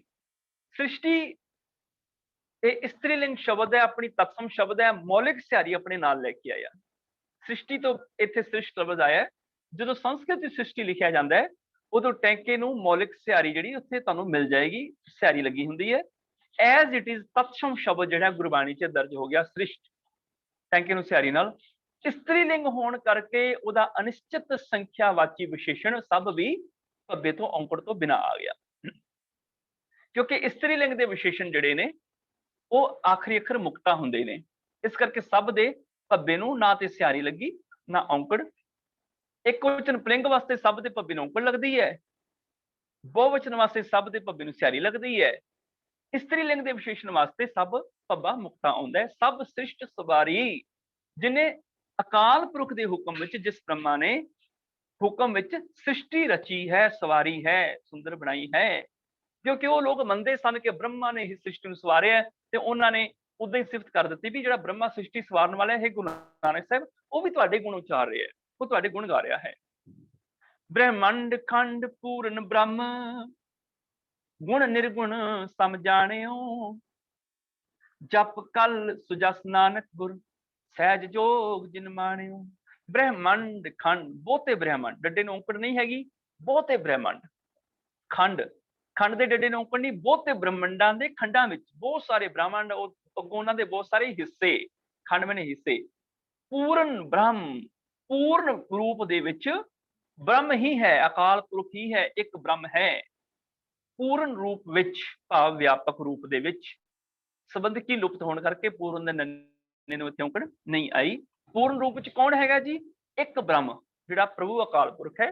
ਇਸ ਕਰਕੇ ਬ੍ਰਹਮ ਦੀ ਔਂਕੜ ਆ ਗਈ ਇੱਥੇ। ਬ੍ਰਹਮੰਡ ਖੰਡ ਪੂਰਨ ਬ੍ਰਹਮ, ਗੁਣ ਨਿਰਗੁਣ ਸਮ ਜਾਣਿਓ। ਗੁਣ ਦਾ ਇੱਥੇ ਅਰਥ ਹੈ ਸਰਗੁਣ, ਤੇ ਨਿਰਗੁਣ ਦਾ ਮਤਲਬ ਨਿਰਗੁਣ ਭਾਵ ਨਿਰਗੁਣ ਮੈਨੇ ਜਿਹਦੇ ਵਿੱਚ ਰੂਪ ਰੇਖ ਰੰਗ ਆਕਾਰ ਕੁਝ ਵੀ ਨਹੀਂ ਹੁੰਦਾ, ਰੂਪ ਨਾ ਰੇਖ ਨਾ ਰੰਗ ਕਿਛ ਤ੍ਰੈਗੁਣ ਤੇ ਪ੍ਰਭਿੰਨ। ਤੇ ਸਰਗੁਣ ਦੇ ਵਿੱਚ ਆ ਜਾਂਦਾ ਹੈਗਾ ਜਿਸ ਚ ਤਿੰਨੇ ਮਾਇਆ ਦੇ ਗੁਣ ਹੈਗੇ ਨੇ, ਰਜੋ ਤਮੋ ਸਤੋ, ਜਿਹਦੇ ਨਾਲ ਸਾਰੀ ਸ੍ਰਿਸ਼ਟੀ ਬਣੀ ਹੈ। ਸਮ ਜਾਣਿਓ, ਗੁਰੂ ਨਾਨਕ ਪਾਤਸ਼ਾਹ ਨੇ ਸਾਰੀ ਦੁਨੀਆ ਵਿੱਚ ਰਵੇ ਹੋਏ ਉਸ ਇੱਕ ਬ੍ਰਹਮ ਨੂੰ ਸਰਗੁਣ ਤੇ ਨਿਰਗੁਣ ਰੂਪਾਂ ਵਿੱਚ ਇੱਕੋ ਹੀ ਜਾਣਿਆ ਹੈ। ਤਬ ਉਹੀ ਨਿਰਗੁਣ ਹੈ ਤੇ ਸਾਰੀ ਦੁਨੀਆ 'ਚ ਫੈਲਿਆ ਉਹ ਸਰਗੁਣ ਵੀ ਆਪ ਹੀ ਹੈ, ਆਪ ਹੀ ਫੈਲਿਆ ਹੋਇਆ ਹੈ। ਸਭ ਗੋਬਿੰਦ ਹੈ, ਸਭ ਗੋਬਿੰਦ ਹੈ, ਗੋਬਿੰਦ ਬਿਨ ਨਹੀਂ ਕੋਈ, ਜੋ ਦਿਸੈ ਸੋ ਤੇਰਾ ਰੂਪ, जेता रूप काया तेरी, जिना संसार है तेरा ही शरीर है। सहज तब नैन, नन नैन है तुहे को, भाव रब वखरा कोई रूप लैके नहीं बैठा, ਉਹਦੇ ਵੱਖਰਾ ਮੂੰਹ ਵੱਖਰਾ ਨੱਕ ਕੰਨ ਆਦਿਕ ਨਹੀਂ। ਸਾਰੇ ਜੀਵਾਂ ਦੇ ਚਿਹਰੇ ਉਸ ਰੱਬ ਦੇ ਚਿਹਰੇ ਨੇ, ਸਾਰੇ ਜੀਵਾਂ ਦੀਆਂ ਅੱਖਾਂ ਰੱਬ ਦੀਆਂ ਅੱਖਾਂ ਨੇ, ਸਾਰੇ ਜੀਵਾਂ ਦੇ ਕੰਨ ਨੱਕ ਰੱਬ ਦੇ ਕੰਨ ਨੱਕ ਨੇ, ਸਾਰੇ ਜੀਵਾਂ ਦੇ ਪੈਰ ਰੱਬ ਦੇ ਪੈਰ ਨੇ। ਉਹਦਾ ਵੱਖਰਾ ਕੋਈ ਚਿਹਰਾ ਨਹੀਂ ਹੈ, ਵੱਖਰੇ ਪੈਰ ਨਹੀਂ ਹੈਗੇ। ਸਹਿਜ ਤਬ ਨੈਣ, ਹਜ਼ਾਰਾਂ ਤੇਰੇ ਨੈਣ ਨੇ, ਹਜ਼ਾਰਾਂ ਤੇਰੀਆਂ ਅੱਖਾਂ ਨੇ। नन नैन है तुहे को, पर तेरी विशेष अख कोई नहीं है। सहस मूरत, हजारा चेहरे तेरे ने, नना एक तो ही, पर तेरा अपना विशेष चेहरा कोई नहीं है। सहस तब गंध, सहस पद विमल, जिन्ने भी जीवां दे चेहरे ने, सारे जिन्ने भी जीवां दे पैर ने तेरे पवित्र चरण ने, और तेरा अपना वखरा विशेष पैर कोई नहीं है। सहस तब नैन नैन है तुहे को, सहस मूरत नना एक तो ही, सहस पद विमल नन एक पद, गंध बिन सहस तब गंध इव चलत मोही। हजारां नक्कां तेरियां नक्कां ने, पर तेरी विशेष नक नहीं है। इत्थे कई कहते ने देखो जी गुरबाणी ने ते रब दा रूप दस्सिया होया है, तेरे बंके लोएण दंत रिसाला, सोहणे नक जिन नमड़े वाला। हाँ, उत्थे भी सरगुण रूप बहुवचन रूप च वरतिया होया है। तेरे बंके लोएण, जिन्नियां तेरियां जीवां दी अखां ने, तेरे सोहणियां अखां ने। दंत रिसाला, जीवां दे सोहणे दंद भी तेरे दंद ने। सोहणे नक, ਹੁਣ ਇੱਕ ਬੰਦੇ ਦਾ ਨੱਕ ਇੱਕੋ ਹੀ ਹੋਏਗਾ, ਦੋ ਤੇ ਨਹੀਂ ਹੋਣਗੇ ਨਾ। ਤੇ ਜੇ ਇੱਕ ਨੱਕ ਹੈ ਫਿਰ ਸੋਹਣਾ ਆਣਾ ਸੀਗਾ, ਪਰ ਫਿਰ ਸੋਹਣਾ ਨਹੀਂ ਆਇਆ, ਸੋਹਣੇ ਆ ਬਹੁਤੇ ਨੱਕਾਂ ਦੀ ਗੱਲ ਚੱਲ ਰਹੀ ਹੈ। ਜੇ ਨੱਕ ਇੱਕ ਹੁੰਦਾ ਤੇ ਨੱਕ ਦੇ ਕੱਕੇ ਨੂੰ ਔਂਕੜ ਆਣੀ ਸੀ, ਪਰ ਉੱਥੇ ਨੱਕ ਦੇ ਕੱਕੇ ਨੂੰ ਔਂਕੜ ਨਹੀਂ ਹੈਗੀ, ਤਾਂ ਬਹੁਤੇ ਨੱਕਾਂ ਦੀ ਗੱਲ ਚੱਲ ਰਹੀ ਹੈ। ਜਿਹੜੇ ਬਹੁਤੇ ਨੱਕ ਨੇ ਉਹ ਵੀ ਸੋਹਣੇ ਨੇ, ਤਾਂ ਜਿੰਨੇ ਜੀਵਾਂ ਦੇ ਸੋਹਣੇ ਨੱਕ ਨੇ ਪ੍ਰਭੂ ਤੇਰੇ ਸੋਹਣੇ ਨੱਕ ਨੇ, ਸੋਹਣੇ ਨੱਕ ਜਿਨ ਨੰਬੜੇ ਵਾਲਾ। ਇੱਥੇ ਵੀ ਸਰਗੁਣ ਦੇ ਵਿੱਚ ਉਹ ਆਪ ਹੀ ਫੈਲਿਆ ਹੋਇਆ। ਜਿਸ ਗੁਰੂ ਨਾਨਕ ਸਾਹਿਬ ਨੇ ਇਹ ਨਹੀਂ ਕਿਹਾ ਵੀ ਪ੍ਰਮਾਤਮਾ ਵੱਖਰਾ ਹੈ ਤੇ ਅਸੀਂ ਆਤਮਾਵਾਂ ਵੱਖਰੀਆਂ ਵਾਂ, ਨਹੀਂ, ਉਹਨਾਂ ਨੇ ਕਹਿ ਦਿੱਤਾ ਉਹ ਨਿਰਗੁਣ ਹੀ ਸਰਗੁਣ ਦੇ ਵਿੱਚ ਫੈਲਿਆ ਹੋਇਆ ਹੈ। ਅਸੀਂ ਹੀ ਉਸ ਪ੍ਰਭੂ ਦਾ ਰੂਪ ਹੈਗੇ ਆ। ਸਭ ਗੋਬਿੰਦ ਹੈ, ਸਭ ਗੋਬਿੰਦ ਹੈ, ਗੋਬਿੰਦ ਬਿਨ ਨਹੀਂ ਕੋਈ। ਗੁਣ ਨਿਰਗੁਣ ਸਮ ਜਾਣਿਓ, ਇਹ ਭੱਟਾਂ ਵਾਸਤੇ ਨਵੀਂ ਗੱਲ ਸੀ ਕਿ ਗੁਰੂ ਨਾਨਕ ਪਾਤਸ਼ਾਹ ਨੇ ਅਕਾਲ ਪੁਰਖ ਨੂੰ ਸਰਗੁਣ ਤੇ ਨਿਰਗੁਣ ਰੂਪਾਂ ਵਿੱਚ ਇੱਕੋ ਜਿਹਾ ਪਛਾਣਿਆ ਹੈ। ਜਪ ਕਲ ਸੁਜਸ ਨਾਨਕ ਗੁਰ, ਸਹਿਜ ਜੋਗ ਜਿਨ ਮਾਣਿਓ।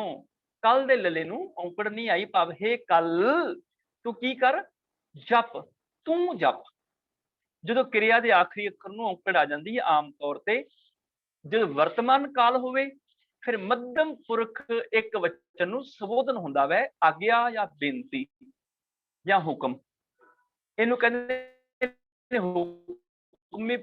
ਹੁਕਮੀ ਵਿੱਚ ਕਹਿਣਾ ਵੀ ਤੂੰ ਜਪ, ਤੂੰ ਸਰ, ਤੂੰ ਗਾ, ਤੂੰ ਆਰਾਧ। ਇਸ ਕਰਕੇ ਉੱਥੇ ਆਖਰੀ ਅੱਖਰ ਨੂੰ ਕਿਰਿਆ ਦੇ ਔਂਕੜ ਆ ਜਾਂਦੀ, ਜਪ ਮੈਨੇ ਤੂੰ ਜਪ। ਹੇ ਕੱਲ, ਕੱਲ ਸੰਬੋਧਨ ਆ ਗਿਆ ਤਾਂ ਕਰਕੇ ਔਂਕੜ ਕੱਟੀ ਗਈ। ਹੇ ਕੱਲ ਸਹਾਰ ਤੂੰ ਜਪ। ਕਿਹਨੂੰ ਜਪ ਜੀ?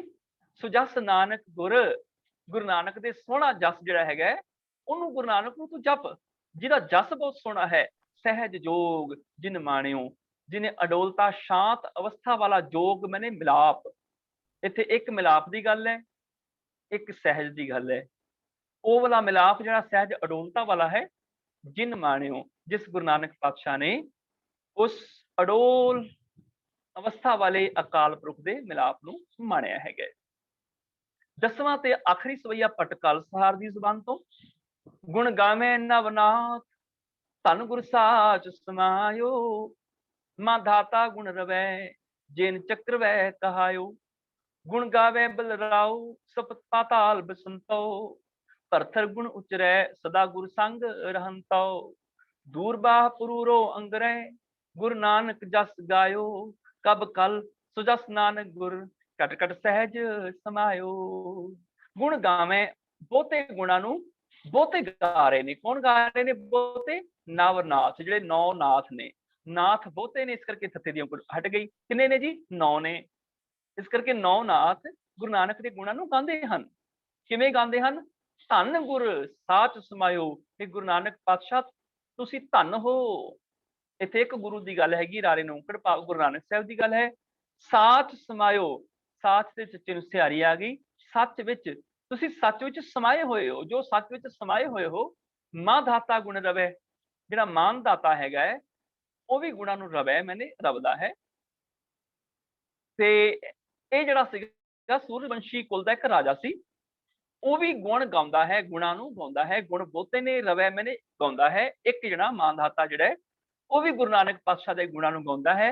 ਇਹ ਕਿਹੜਾ ਮਾਨਦਾਤਾ ਜੀ ਦੀ ਗੱਲ ਚੱਲ ਰਹੀ ਹੈ? ਜੇਨ ਚੱਕਰਵੈ ਕਹਾਇਓ, ਜਿਸ ਨੇ ਆਪਣੇ ਆਪ ਨੂੰ ਚੱਕਰਵਰਤੀ ਕਹਾਇਆ ਕਿ ਮੈਂ ਹੀ ਇਸ ਪੂਰੇ ਇਲਾਕੇ ਦਾ ਮਾਲਕ ਹੈਗਾ। ਚੱਕਰਵਰਤੀ ਰਾਜਾ ਖਵਾਰਾ।